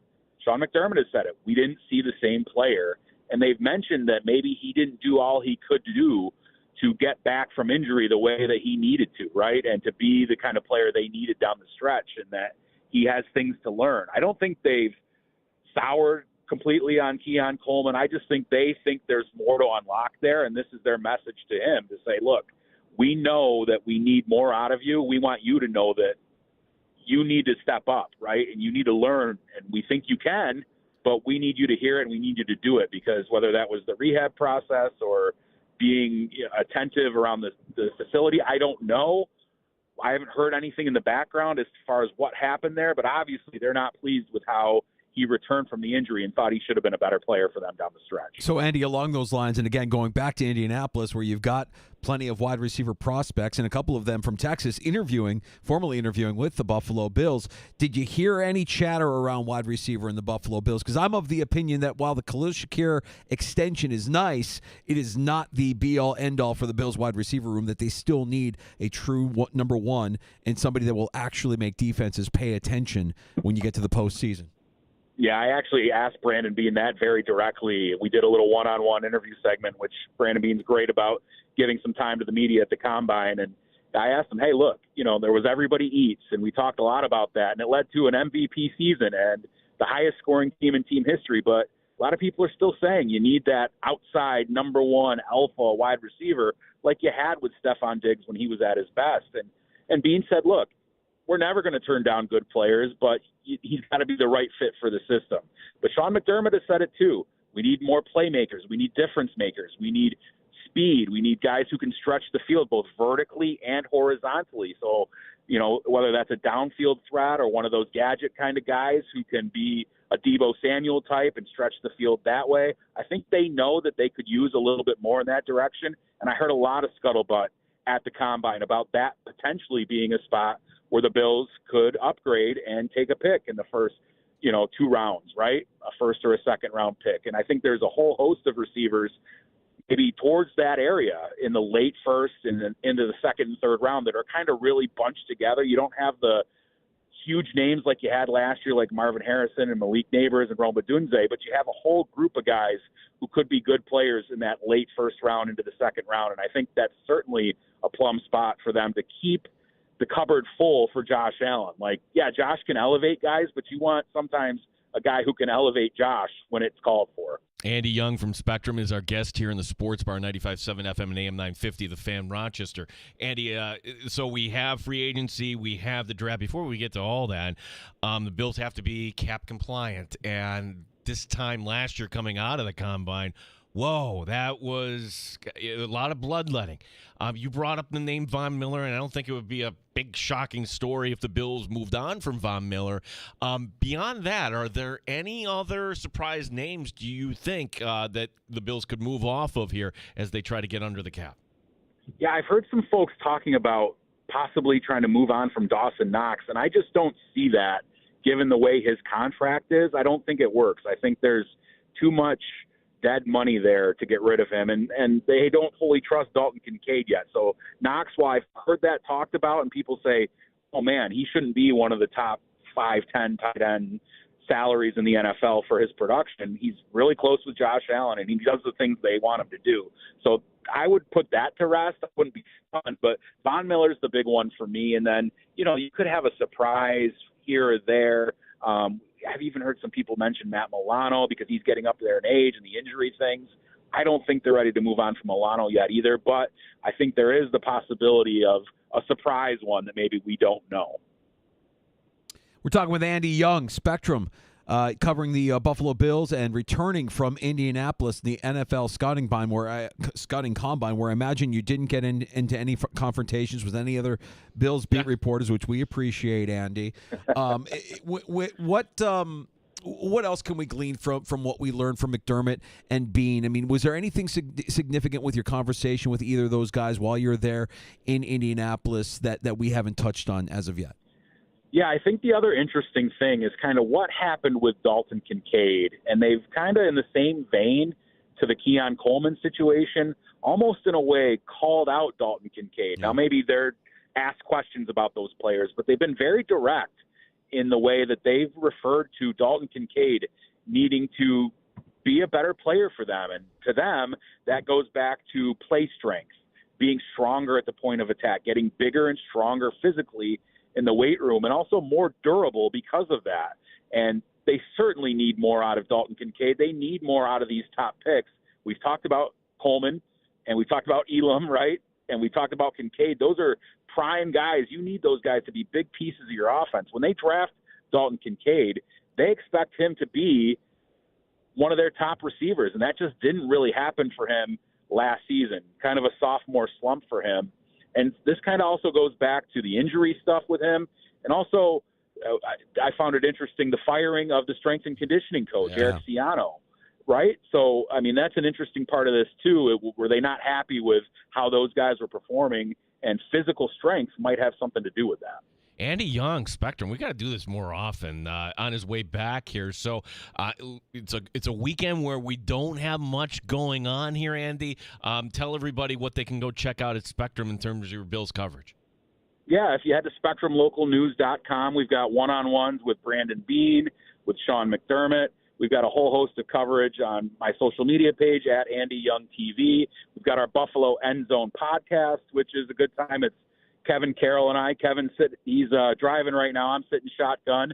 So the two of us kind of do that and have a good time. And we both out there in Columbus and kind of recapping all the stuff that we heard and saw. And, we'll have more continued coverage, of course, leading up to free agency and the draft and all that good stuff. Tell Kevin I say hi. I think the last time I saw Kevin, we were in a locker room at Bill Gray's Iceplex for the Cross-Check Cancer game with some Sabres and Amherst alumni. Kevin used to play in that. Yeah. Good stuff, man. Well, safe travels. Thanks for the time. Great job. Let's catch up again soon, Andy. Appreciate it. Yeah, let's do it anytime. Appreciate you guys having me. Right. Andy Young, thanks, Spectrum, covering the Buffalo Bills and returning from Indianapolis.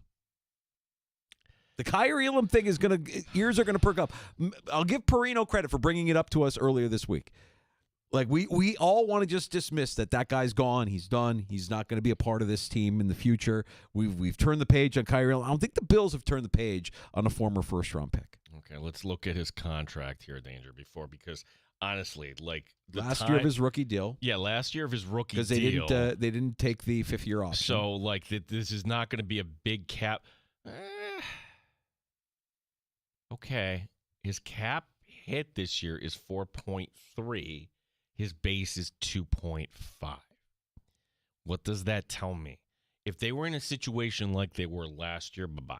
See you. Like you could save a little bit of money in that. But If it gets evident by the time you're on a camp, you can always, okay, we'll take the money now. Maybe we use that come trade deadline or what have you. It's not a factor one way or another, cap wise. So if it's not a factor one way or another, and listen, I love the contributions of Brad whenever he calls in, and Brad, because you brought it up, like, could you flip him for a 5th round pick? The answer is no. You couldn't get a pick swap for Kyrie Elam. So at this point, what are you doing?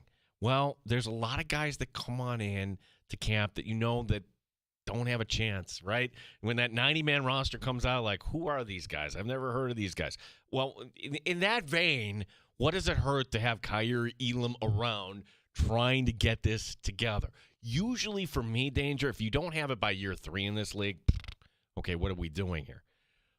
But what's the benefit of moving on at this point, I guess? If you can't get anything for him, there's no benefit. Obviously, you're going to keep him and try to make the best out of it. But I'm not going to buy into the storyline here, meaning the hope would be he would really have to shine in order to earn that spot. Right. I think they're drafting somebody, and they're hoping that person steps up. They could absolutely do that, and that's certainly a possibility. Or you let them compete. Hey, this is your last chance. You compete with the guy that we drafted. Somebody's going to start opposite Benford, and I'm just saying I don't think that they've washed their hands of Kyrie Elam completely. He was a former first-round pick. There's a lot of arrogance in the NFL and a lot of I don't want to be told I was wrong. The Keon Coleman stuff is interesting, like when he got hurt and then wasn't the same. Can we connect the dots here that he wasn't doing everything he needed to do in that rehab or whatever it was? I mean, it's just remarkable to me that you don't get McDermott saying players like this through the media. I just wonder if their personalities are a complete clash, that they're oil and water in terms of their personalities. When you listen to Khalil Shakir talk, you get it. He's bought in. You can hear it in his voice. You can hear it in how he speaks about the team. And with Coleman, we hear it, but I wonder what it's like behind closed doors. And I wonder if there's just a lack of communication between McDermott and Coleman where they just don't always see eye to eye because their personalities are just so different. Now, let's face it. I mean, Coleman's got a big personality, right? We love the yellow jacket and the cookies and the I'm not Tiger Woods. I'm Tiger Wish I Could. I mean, like, great stuff, great big personality. They will say, let you be you. But if you're not doing what we need you to do. Yeah, I don't think it's a clash of personalities or whatever. If he's doing what he's doing, I mean, who cares? I mean, some of these guys are putting out social media. Like Deion Dawkins is a Pro Bowler, and he's hilarious, right? Nobody's upset about that. Right. Worth paying attention to, obviously, though. And, man, here we are about to flip the calendar to the month of March, and the NFL draft will be here before we know it, man. We're about 2 months away, and I can't wait. Good stuff from the Combine, good stuff from Andy Young at Spectrum, joining us here on the Sports Bar and letting us know the latest on the Bills and their pursuit of some of these prospects in April's draft. Happy Hour is on the way next, and we have plenty of time for you. Look, we already said you were right, but you were right. No one cares. So, I want to look ahead, though. What are the next dominoes here? One of our regulars, that would be Chris in South Central Kentucky, has the makings of another hashtag boxed wine bet as we have this conversation about Kyrie Elam. Will he be on the roster in 2025, or will it be somebody that isn't on the roster in 2025? Chris, are you trying to get me in trouble? He's trying to get you in trouble. You're trying to, you're being a bad influence. Yeah. We will talk about that Matthew Stafford deal that we don't really have the details on, but we have heard Matthew Stafford will be back with the LA Rams, so we're going to still wait for that Sam Darnold domino to fall before the quarterback carousel really gets going. We'll get to that and more next. We do have time for your calls at 866-4326, 585-866-4FAN.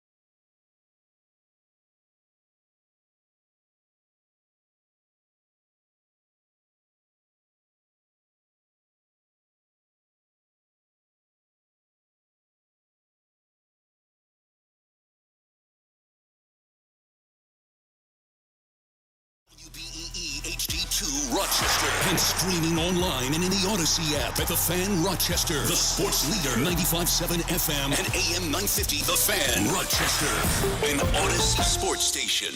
The Fan Rochester. Sports update. In their last 16 games in Utica, the Amerks have won 15 of them. That's impressive. Amerks playing in their home away from home tonight. We'll have the coverage beginning at 7.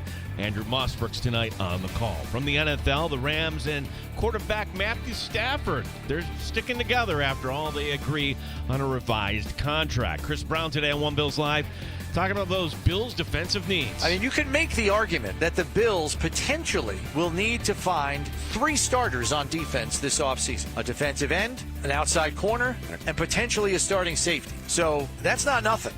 The RIT men playing a 1-game playoff tonight on the ice against American International. This game at Army. The RIT women trying to rally. They're down 3-2 late against Penn State. Game 1 of their best of 3. Nighthawks home tonight against Albany. Gene Battaglin, the sports leader. The Fan Rochester.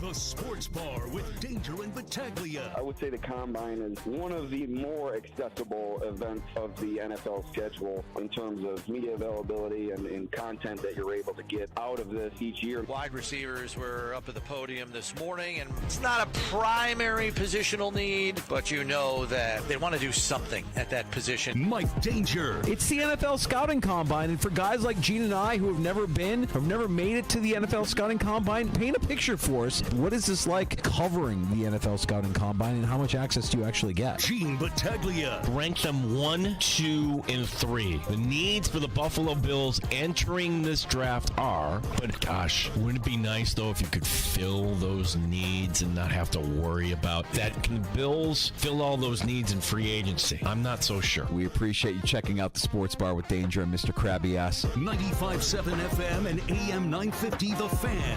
Rochester. It is happy hour. Welcome back into the Sports Bar. Danger and Battaglia. Fun afternoon. Talking to Andy Young from Spectrum on the Buffalo Bills as he returns from Indianapolis in the NFL Scouting Combine. Also, Andrew Mossbrooks on the road. Man, both of our guests on the road, traveling and making time for us here in the Sports Bar. Mossbrooks will be on the call tonight at 7 as the Amerks are in Utica to take on the Comets. That's your first place, Rochester Americans, I should say. That's correct. It's Andy Young not driving. It was Kevin Carroll who was driving, and Andrew Mossbrooks riding the bus, which I'm glad we didn't ask any pointed questions there with the head coach kind of like two rows ahead there, and everybody tried listening into his conversation. No, and we didn't get into it with Mossbrooks too much, but Mossbrooks is always going to be an odd cat to me as a grown man who doesn't eat red sauce. Won't put red sauce on his pizza, doesn't do red sauce with his pasta. Weirdo. Well, we all have like finicky eaters, right? Like our families, right? Oh, there's things that I won't eat. But you grow out of that. Right. Like as a kid, I couldn't stand mushrooms. And I'm like, oh my gosh, steak and mushrooms. Mm-hmm. You grow up. Your palate becomes refined. You understand. Mossbrooks still hasn't graduated beyond ketchup. He's on the bus, on the team bus with his juice box. The PB&J with the crust cut off.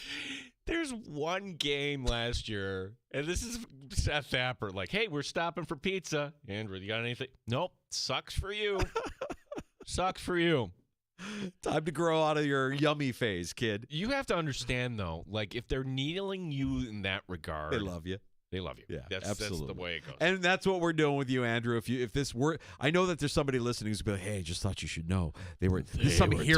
Some hero listening to the Sports Bar right now that wants to, ingratiate themselves with Andrew. But they were talking about your eating habits in the Sports Bar.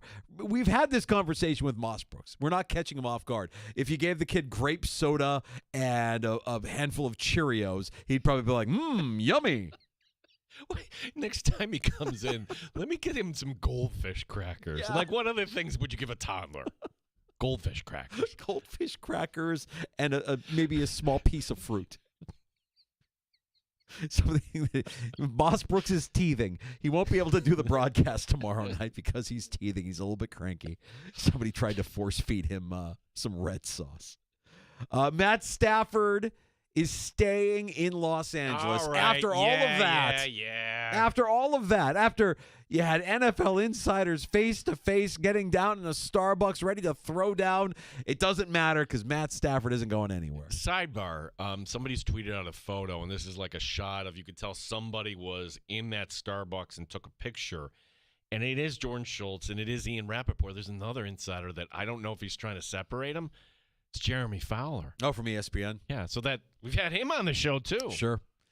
All of that aside now, as it stands, the Rams are going to have Stafford for at least another year. Now, why you could wonder if this is a good deal for Stafford, they haven't released the terms of the deal. The reports were that the teams he was talking to, mainly the Giants and the Raiders, were offering in the neighborhood of $90 to $100 million over the next 2 seasons. He was set to make a base of $23 million this upcoming season, and I would love to know what the guarantees are for Matt Stafford here the next 2 years. See, you would love to. I'm glazing over. I'm like, okay, whatever. They agreed on a number. Fantastic. I'm just thinking, okay, what's next here? Like, instantly, the second that was reported, then you had Diane Rossini and Schefter and others talking about how the Giants are turning their attention to 41-year-old quarterback Aaron Rodgers. So the question is at 866-4326, 585-8664-FAN, what's the best move if you're Joe Schoen and Brian Daboll? Do you say we want a guy like Aaron Rodgers who maybe has a year or two left in him, veteran, knows the game, obviously. Or do you draft a quarterback in the first round and you roll the dice with him in a year where you're potentially dead man walking? There's another angle, too, that makes this unique, okay? It's that the Giant fan base, okay, they don't root for the Jets, but if you're a Giant fan, chances are you know a Jet fan. Or maybe you watched a Jet game because all those games are on the local affiliates in New York. You don't want any part of this. The most Jets thing ever would be, by the way, Rodgers going to the Giants and having a 10-win season. That would be the most Jets thing ever. Like, if you're a Jets fan and that happens, I don't know what to tell you. I mean, you've seen it all. You've probably been through it all. But that would hurt. That would sting. You're probably hoping that Aaron Rodgers goes to Tennessee or somewhere else like that. I just look at it from the self-preservation standpoint. Is it you make the playoffs, or if you don't, you're out of a job? Or are you building the program the right way? If these two men, and I'm tying them at the hip, being Joe Schoen and Brian Daboll, they know if they have another 3-14 season, they're out. But if they found a quarterback and they were showing that progress there, and they didn't make the postseason, but by gosh, we won more games than we did last year, and here is some hope, New York Giant fan base. And by the way, they're picking at 3. In a draft where you have Abdul Carter and you have Hunter from Colorado, maybe you could sit right there, or maybe you just move up one spot, Danger. I'm telling you, the New York Giants are drafting a quarterback, but not for the right reasons, just because I don't personally believe, and I've been wrong before certainly, Cam Ward is the guy. I don't believe that Shedeur Sanders is the guy. But if they show just enough promise, you don't need to be like the guy down in Washington, Jalen Daniels, who led your team to the NFC Championship. All you need to do is just show promise. Because if you're Aaron Rodgers, if they bring in Aaron Rodgers, he's the 4th best quarterback in that division. If you draft a quarterback, they're the 4th best quarterback in the division. It doesn't matter if they draft or if they bring in Aaron Rodgers. I guess my question is, if you're Daboll and Schoen, are you looking at this solely through the lens of who gives us the best chance to win games in 2025? End of story. You're not worried about the future. You're not worried about development. You're only worried about saving your own ass because you're going to be fired if you have another losing season. So who gives you that best chance to win this season? And for me, it's Aaron Rodgers. I understand you haven't had an opportunity here. This regime hasn't had an opportunity to draft their Josh Allen, right? Daboll got hired on the work of Josh Allen, the season that he had with Daboll, and he got a lot of credit for Josh Allen's ascension. But he hasn't had that opportunity. Well, he had Daniel Jones. Daniel Jones, not my guy. Didn't bring my guy. That's why Cam Ward, okay, he's not Josh Allen. Nobody is. But there are a few comps there. Could you develop a Cam Ward? Could you get him? You've got the wide receiver. Can you build up that offensive line? This is one of those situations that if you're Joe Schoen, and maybe this is the problem, that Joe Schoen, all those years spending in hotels and everything else, is he really a good negotiator? You've got to make sure that you're on page with your owner and you're understanding what your owner wants. It was on full display that you didn't quite get that last free agent period. So now, if you didn't learn from it last time, tell me if you're going to learn from it now. What does your owner want? Because if he wants Aaron Rodgers, guess what you're doing? You're getting Aaron Rodgers. And if he wants to draft a quarterback, guess what you're doing? Right. Well, I would say that there's probably a better chance at a quarterback, a franchise-altering quarterback in 2026 than there is in 2025. But if it's just being viewed through the lens of who gives us the best chance to win this season, I think it's clear and obvious that a guy like Rodgers belongs with the New York Giants. That said, I still think the number one domino that needs to fall for all of these other pieces to fall into place is Sam Darnold. Where is Darnold going? Who is going to spend for Sam Darnold? And after that, I think he's still the main prize that you want here in free agency. If you bring back Sam Darnold, does that interfere with development for your young quarterback? No. Look at what Green Bay has done for multiple generations now. Sit behind somebody, learn how to play, and when you're ready, you're ready. Jordan Love is not yet Aaron Rodgers, but he could be. And he got that way by sitting behind Aaron Rodgers. Aaron Rodgers did the same thing with Favre. There's nothing that says you – now, the only knock against that is quarterback on rookie deal, right? Quarterback on rookie deal allows you to do things. Now, if you're the Vikings and you want to franchise tag Sam Darnold, I would listen to that because essentially you're talking about J.J. McCarthy going into his rookie year. And if you want J.J. McCarthy to sit for his second season behind Sam Darnold and learn, I just think if you're the Vikings, J.J. McCarthy isn't getting you 14 wins next season. He's just not. Darnold did, and Darnold's going to be valuable for whatever team ends up getting him. I think, he's in that offense with Kevin O'Connell and has a great season. Some team might pay a lot for Sam Darnold and not see that kind of result, which is what I expect will happen, but he is still the prize that I think quarterback needy teams are going to be focused on first before they talk about Rodgers or Wilson or insert free agent quarterback here. Right. And Justin Fields. And the Giants can freely leak it to Diane Rossini that, we'll consider Aaron Rodgers because he's on the market. Right. Last I checked, the Vikings still have up until March 10th to decide, okay, are we tagging this guy or are we going to bring him back? It's kind of like the bat signal. Batman, there he is. We just have it's a jet signal. We talk about the Jets. Peter calling in. Our resident Jets fan. Hey, Peter. Pete, how What's are you, up, buddy? Pete? It's a Friday afternoon. You can cue the Larry David music. I'm here picking up a pizza for my family, and all I hear about is if the Giants make the playoffs, then the Jets fans are going to be demoralized. But the two solutions that you're giving to the Giants are the two most Jets things to do. Overpay for an aging quarterback and then overdraft a quarterback. So I'm just sitting here and I'm just telling you that with Brian Daboll and with Joe Schoen, the best thing they can do is try to trust their boy John Mara and see if they can draft the best available player. Because honestly, tell me a situation that worked out when you overpaid or overdrafted for a quarterback. I'm out. I'm going to go get my daughter's pizza. Go get him, Pete. Thank you, Pete. Thanks, Pete. Always have the curb music ready to go for when Pete wants to talk about the Jets. He's a good sport. No, I think the most Jets of all Jets things would be they go with Rodgers, and Rodgers with the Giants has an unbelievable season at age 41 and gets them 10 or 11 wins when he couldn't do anything last season with the Jets. That would be the most Jetsian thing to happen to the New York Jets. It's funny how Mike Vrabel, when talking about the vision, talks about how he's looking to play the Jets. It's almost like, okay, we need to punch down here. Like, we're not ready to take on Buffalo yet. You don't want to call out Buffalo, but, man, let's get 2 wins against the Jets. Right now, what team in the AFC East is the biggest threat to the Buffalo Bills? I mean, it's not even debatable. It's not debatable. And you could say, oh, Miami. Oh, okay, sure, if you believe that as a Dolphin fan. It's New England. Now, yes, New England took 1 game last year, but it was against the Bills' backups.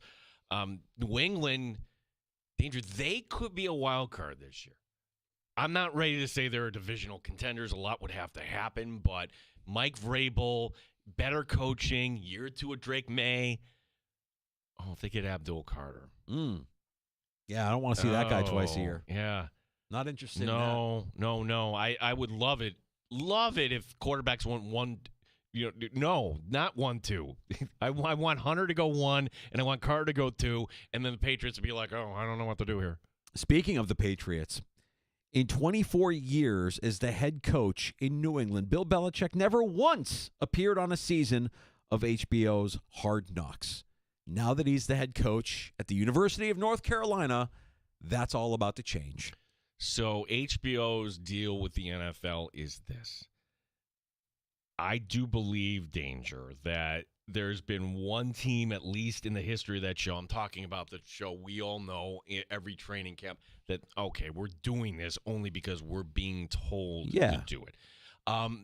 But then the option to kind of do it in the offseason, and you had one team, the Giants, put up their hand last year, and look at how that worked out. Guess how many teams put up their hand this year? None. The NFL cannot mandate a team to do the offseason Hard Knocks. So thought, okay, you know, that's the end of the offseason Hard Knocks. No problem. We'll catch up with you. HBO wasn't ready to let that go. They sat down. They thought, okay, we've got this budget. We need content. Who can we go talk to? It's not the NFL, but wouldn't people like to know? Wouldn't they like to see Bill Belichick in the living room of a recruit? Wouldn't they like to see Bill Belichick trying to build his staff, trying to talk NIL offers? Wouldn't they like to see Bill Belichick out to dinner with his 24-year-old girlfriend? Because let's be honest, that's what the show is about, Danger. Really, it's all just about, like, wait a second, how you can be from any walk of life, and you would understand that doesn't quite make sense. And we're such a society that we're curious about things that don't make sense. Well, let's take a peek behind the curtain. What is this relationship really like? And you could say Bill Belichick isn't going to allow that to be in the show. Really? I don't think Bill Belichick calls the shots necessarily at home anymore. Like, she's going to want to be a part of this show, right? I think that the idea that there wasn't an NFL team willing to take part tells you all you need to know about this offseason Hard Knocks thing. And this will be fun, and it'll be compelling, and I'll probably watch clips as they cross my feed. I don't know that I'll make appointments to watch Hard Knocks offseason with Bill Belichick in North Carolina. But if you're the NFL, what are you waiting for? Why haven't you turned what's going on this week and what's going to happen at the end of April into an offseason docu-series? Next is now, right? I mean, we keep seeing it as they're promoting the NFL Scouting Combine. I'm more compelled by that. I love the storylines of the players and the struggle that they've gotten to get to where they are, the dream of making it on an NFL team, the workouts, everything that goes into the combine and the draft process. That's what I would love to see a docu-series on if I'm the NFL. Oh, see, I'm the opposite. I'm just, okay, wake me up when the combine's over. I love the contracts. Really, to me, that's what this week is about that I'm interested in. The quarterback dominoes, the negotiating. We talked to Lee Steinberg. Of course, they're cutting deals right now. Free agency doesn't start for a few more weeks, but they're laying the groundwork right now. That's what this week is really about. You don't need the combine. The NFL Network, I don't care who ran what 40. Give me the bullet points. But if you had a camera crew in the room, and you had some of this last year with the Giants where they're talking to prospects before the draft and all of that. I like that part of it. I want to see how the coaches interact because you can learn a lot just from watching Brian Daboll interact with some draft prospects last year led me to believe, Brian Daboll is not a great communicator when it comes to dealing with players. Okay, but where's the story end? Like for Hard Knocks, you're describing a rookie coming in. And Hard Knocks is always going to do this, right? Let's find a rookie with personality. Hey, he's really good. Hey, we're starting to like him. I like this guy. I like this guy. Oh, my God, he got cut. And we're going to watch him get cut. Yeah. That's what really Hard Knocks is about. Yeah. Here's your dream. Bam. You're not going to get that at the Combine, Hard Knocks. Give me like a combo of Combine and draft. And make that an off-season combo platter there if you're going to do an off-season Hard Knocks. I would love to. That I would actually find more entertaining than just following a team through the off-season, because then I think you're going to see that most of the teams that they go are like the Giants. Most of the teams in the NFL are wildly dysfunctional, where you don't have alignment, or you have an owner that's more demanding, or a GM or a coach that doesn't know how to communicate with the players. They're going to make mistakes. Those mistakes are going to be highlighted. I think what we saw from the Giants last year in the offseason, we won't see again from another NFL team. It's not surprising that there wasn't an NFL team raising their hand saying, oh, yeah, we'll be the next one to do offseason Hard Knocks. Until the NFL mandates that, it's not happening. No. You get the sense, too, that the Bills wouldn't be. We knew that from talking to Brandon Beane last year. Brandon Beane said like, nope. No, not interested. And, the rules for Hard Knocks are this. If you made the postseason the year before, you're not eligible. And if you have a new head coach, you're not eligible, too. So, no, we won't be getting Buffalo Bills Hard Knocks at St. John Fisher. And that means your team made the postseason. Do we have so which teams would qualify for Hard Knocks this year? I know it's a lengthy list, and I'm not expecting you to have it off the top of your head. You mentioned Atlanta earlier. Atlanta's somewhat intriguing just because of the Giants again. Christ. No thanks. No. How about Carolina? Carolina could be a team with the quarterback and the crazy owner. Possibly. San Francisco. That's compelling. With Brock Purdy and his new contract. Deebo Samuel is on the market. Mike McDaniel in Miami. Can I interest you in? The Tyreek Hill storyline, maybe. Joe Burrow in Cincinnati. That's a franchise quarterback. What do you do what happens with T. Higgins? If T. Higgins is there, if he's on the franchise tag again, what kind of, what I'm looking for is give me some juice. Give me some, it's what we've been talking about all week. Give me some violence. Give me some confrontation. Give me some rivalry. Give me something that makes it compelling, a little bit of contrast. Do you want to learn more about Kyler Murray? Arizona will be is this guy really a leader, or is he just very me first? I mean, if he is a leader, Arizona should be putting their hand up in the air to dispel that. I have a hard time believing that guy has changed at all since everybody questioned his leadership ability. I don't think there's any changing in that guy. The Raiders would be fun, but that's a first-time head coach, right? Not eligible. Damn. No, New England not eligible. Yeah, I don't like it. All those teams the Browns. I mean, come on. Nah. No. Not interested. No. Sorry. Well, there you go. Hard Knocks will look a little bit different because it will be on a college campus this year and not an NFL organization. Bill Belichick appearing on HBO's off-season Hard Knocks there at the University of North Carolina. Let's get to a round of shots next. Yeah, shots in the sports bar. So, if you're a Yankee fan, another injury today. And no, I'm not talking about Jalen Carlos Stanton. We'll get to that. Congratulations to one of our favorites here in the sports bar, finally doing something in the NBA that you thought would have happened a long time ago. The Sabres played the dress-up Hartford Whalers last night as well.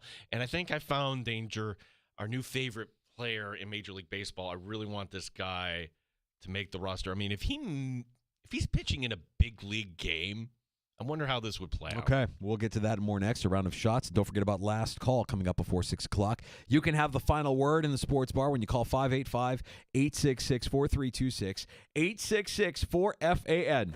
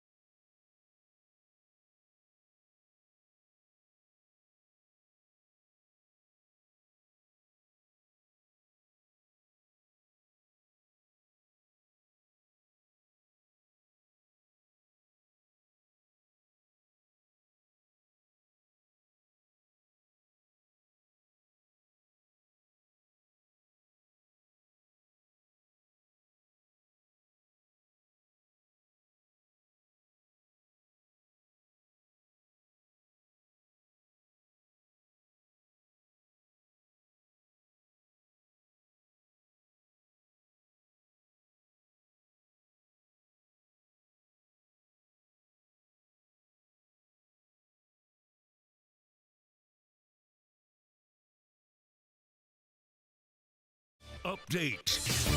The Amherst tonight playing at Utica. Rochester has won 15 of their last 16 games playing in that town. Coverage will begin at 7 tonight here on The Fan. From the NFL, the Rams and quarterback Matthew Stafford sticking together after all. They agree on a revised contract. From the Bills, Chris Brown on One Bills Live talking about the need for a wide receiver. Texas wide receiver Matthew Golden confirmed he had a formal interview with the Bills to the media today. So too did fellow Texas wide receiver Isaiah Bond and TCU wide receiver Savion Williams. Bond said today he's going to break Xavier Worthy's record time of 4.21 from last year. The RIT men play in a one-game playoff tonight against American International. The game at Army. RIT women trailing Penn State game 1, down 3-2 in the third. The Nighthawks are home tonight against Albany. Gene Battaglia, the sports leader. The Fan, Rochester. Bills fans, Odyssey is your home for football. Stay up to date on everything Bills, no matter where you are, with the Odyssey app and the sports leader, The Fan, Rochester. It's time for a round of shots in the sports bar with Danger and Battaglia. I had a bad feeling going into last night, There's no way Carolina's going to lose when they're wearing the whale sweaters. Just no way. The whale sweaters, but what the whale used to wear at home, the white with the green pants. Man, that was a sharp look. Sharp-looking team last night. Didn't watch it. Did they play the whaler dance when they scored? Yeah. They did. Yeah, it was fun. They had, and it was nice to see the Buffalo Sabres return to form. I was starting to get a little uncomfortable watching them actually play with some heart and some grit and some urgency. We don't the need last to do few that. games. No. We really don't need that, boys. I mean, what we're looking for is slow starts. Come out sleepwalking in the first period. That's really what we expect out of this team moving forward. Sarcasm aside, at least we don't need any hope, right? No. Like, there shouldn't be anybody, my gosh, if they do this and this and this and this, they'll get to the postseason. No. Quick night for goalie Ukko-Pekka Luukkonen. He gave up 2 goals in the first 8 minutes, replaced by backup James Reimer. Reimer finishing with 26 saves. The Sabres falling to Carolina. Carolina team, as you mentioned, cosplaying as the Hartford Whalers. Sabres are back home tomorrow night against Montreal. Feels like a loss. NCAA Senior Vice President of Basketball Operations Dan Gavin telling CBS, no, there will be no expansion of the men's and women's basketball tournaments next season. The tournament right now at 68 teams. There have been talk of increasing the field to 72 or perhaps even 76.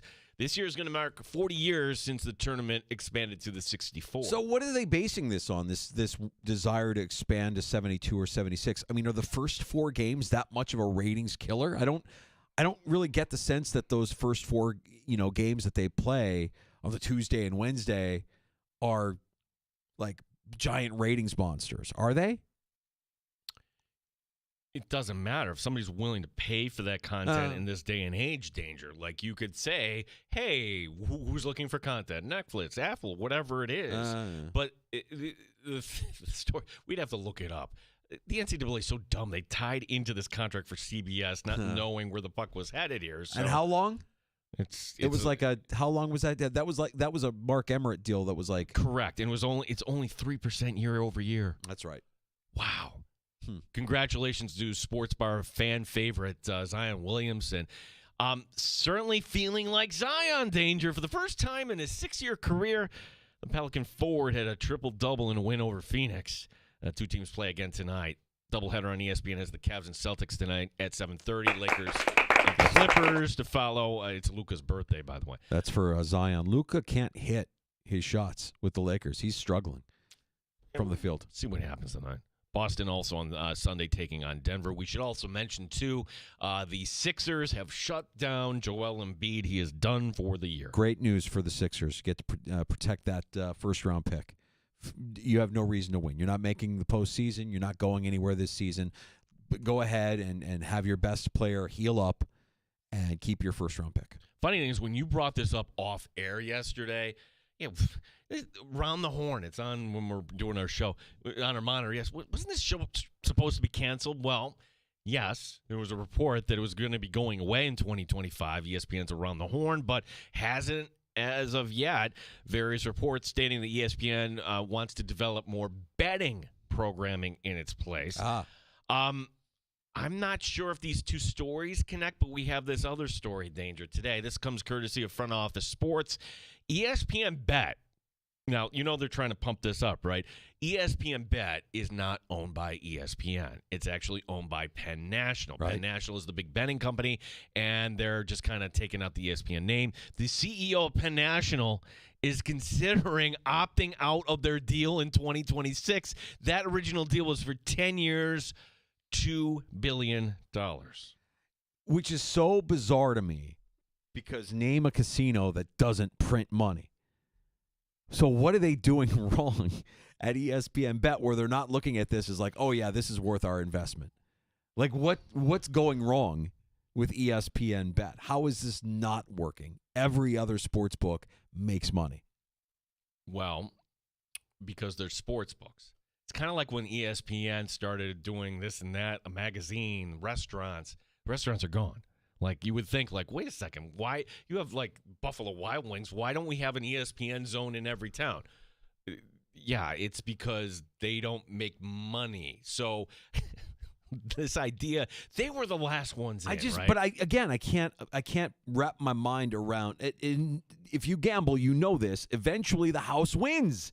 They should be making money. They should be printing money at ESPN Bet. But at those dollars, those margins. I mean, when you see the commercials with, hey, it's Mike Greenberg, right, and here's Stephen A. Smith. Right. Yeah, they're not doing that for free. Well, the answer is more betting programming on ESPN. That's what they need to do. Well, that's what's going to save this deal, I think. Like, are we in favor of that? I know a lot of people aren't. I just view it as content, right? Like, even if you take away the lines and the betting terminology away from a show like an ESPN Bet show on ESPN, let's say, I'm still listening because there's statistical data to back up why they're making the bet that they're making, and I kind of like the data. I don't want to take anything away from our colleagues who are unbelievable in the betting media landscape. Well, that's it. Like, you're going to the BetQL network, and that's what you're going there for. And you get a PJ Glasser, and he's going to give you things. Like, why would you trust ESPN in that fashion? Well, I trust the guys that ESPN puts in that room to talk about it, just like I would trust a PJ Glasser or anybody else. That, I don't know that all betting insiders are created equal, but I'll listen to all of them. I want to hear what they have to say. I want to know, how credible is this person? Does this person know what they're talking about, or are they just kind of throwing darts? What are we talking about?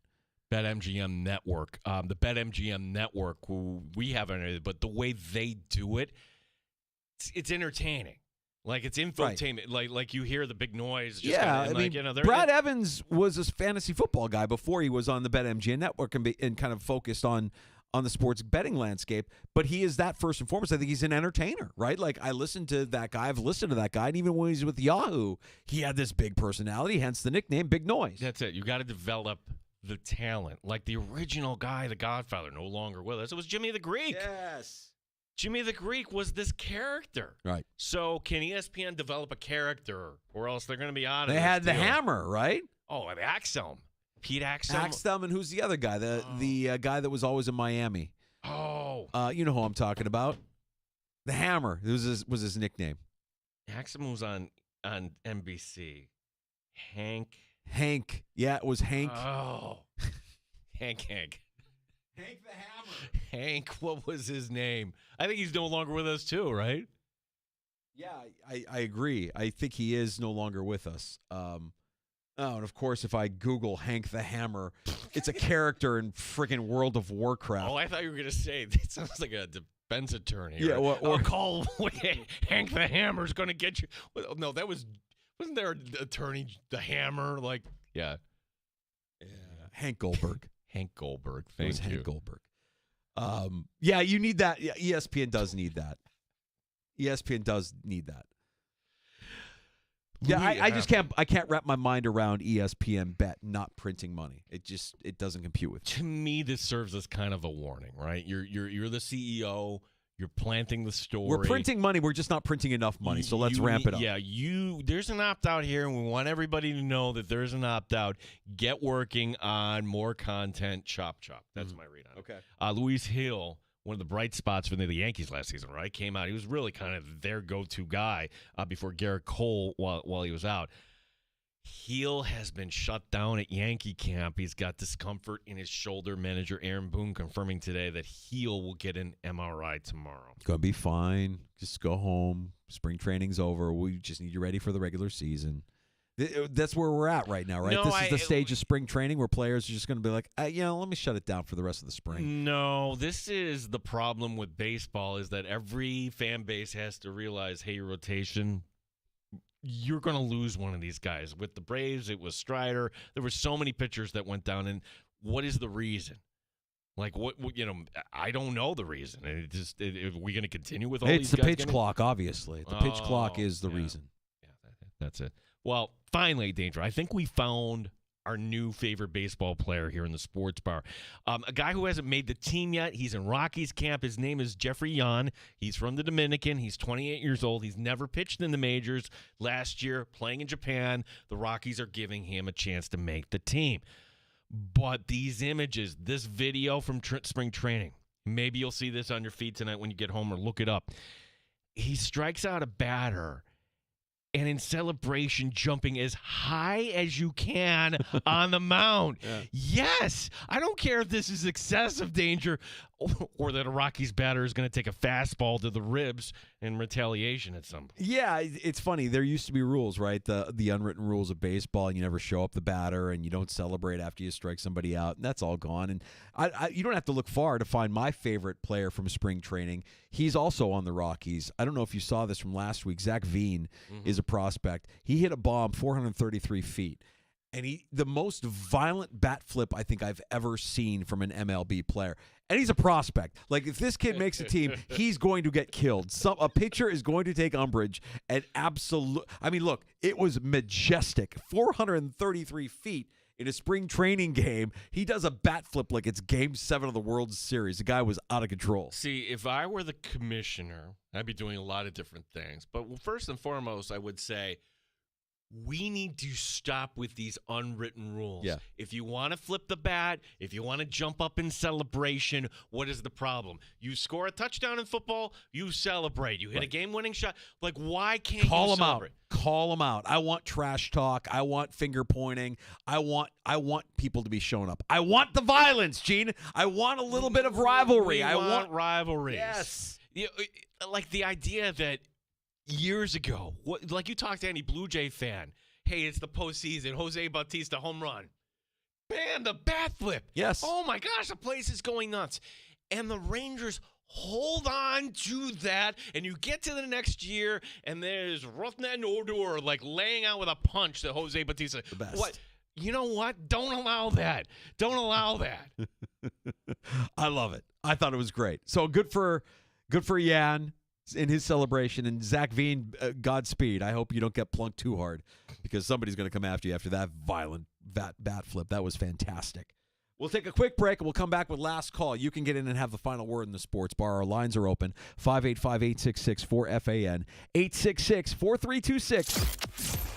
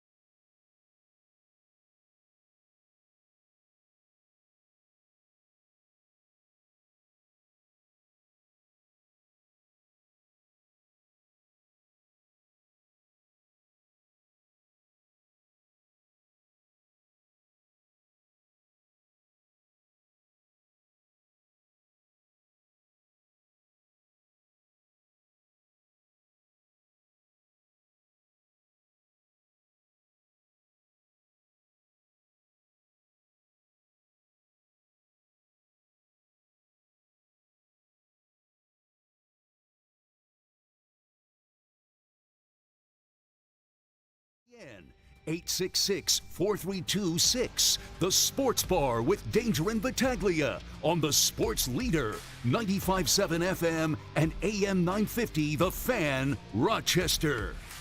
Last call on the Sports Bar, Danger and Battaglia. Fridays, I always kind of think to myself, what's the world look like when we return to Monday at 3 o'clock? I know that the Combine will be over. Will we have closure on the biggest news story out of Indianapolis this week? And I'm not talking about Matt Stafford agreeing to stay with the Los Angeles Rams. You talking anything Bills related about James Cook, perhaps? No, I'm not. I'm talking about the Schultz versus Rappaport dust-up. Well, Danger, funny you should ask, because we have new details here. First of all, there's somebody who released a photo. This was just kind of somebody who was in Starbucks at the time, and you're taking a picture, and this is before it really got escalated. But you see Schultz, and he's kind of towering a little bit over Ian Rappaport. And in this picture is also Jeremy Fowler, which I don't know what Fowler. Was he the guy who broke it up? Was he the guy who called NFL security?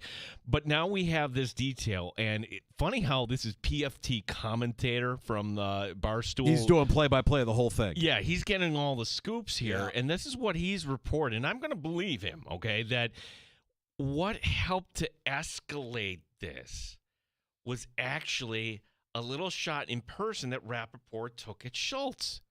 That Rappaport accused Schultz of giving Uber stock to agents in exchange for scoops. Whoa.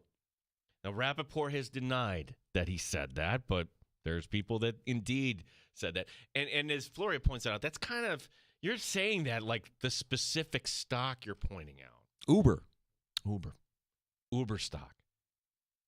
I didn't know like you could just hand out stock like that, but I think it's time where we remind everybody that Jordan Schultz doesn't need this job. He comes from wealth. Yeah, he'd be fine if he didn't have to report on a single NFL Combine ever again.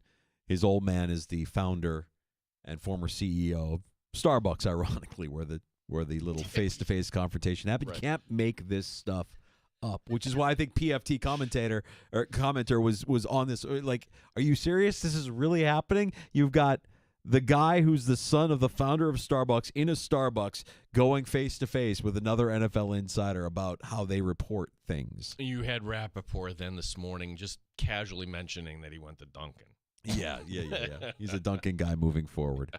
Well, next time we see Rappaport, we got to introduce him to Timmy Hose. We got to introduce him to something else. Funny thing is, I don't think he's been back to Fisher. We haven't seen him, right? No, I swear. Like, the last time we had him on was the last time he was at Fisher. We interviewed him, and he was like, get me as far away from Rochester as possible. I never want to go back. He was talking about us. He was going to go get a plate. Yeah. And me, they're like, you can't do this. I'm like, I definitely would go get a plate with Ian Rappaport. Based on the one image, the thing I remember Ian Rappaport for the most isn't any news that he's ever broken or any scoop that he's gotten out there first. It was the year that he tweeted out his Thanksgiving plate, and it looked like a murder. It looked like a murder on a plate. What's interesting, Rappaport telling us, too, like he eats one meal a day.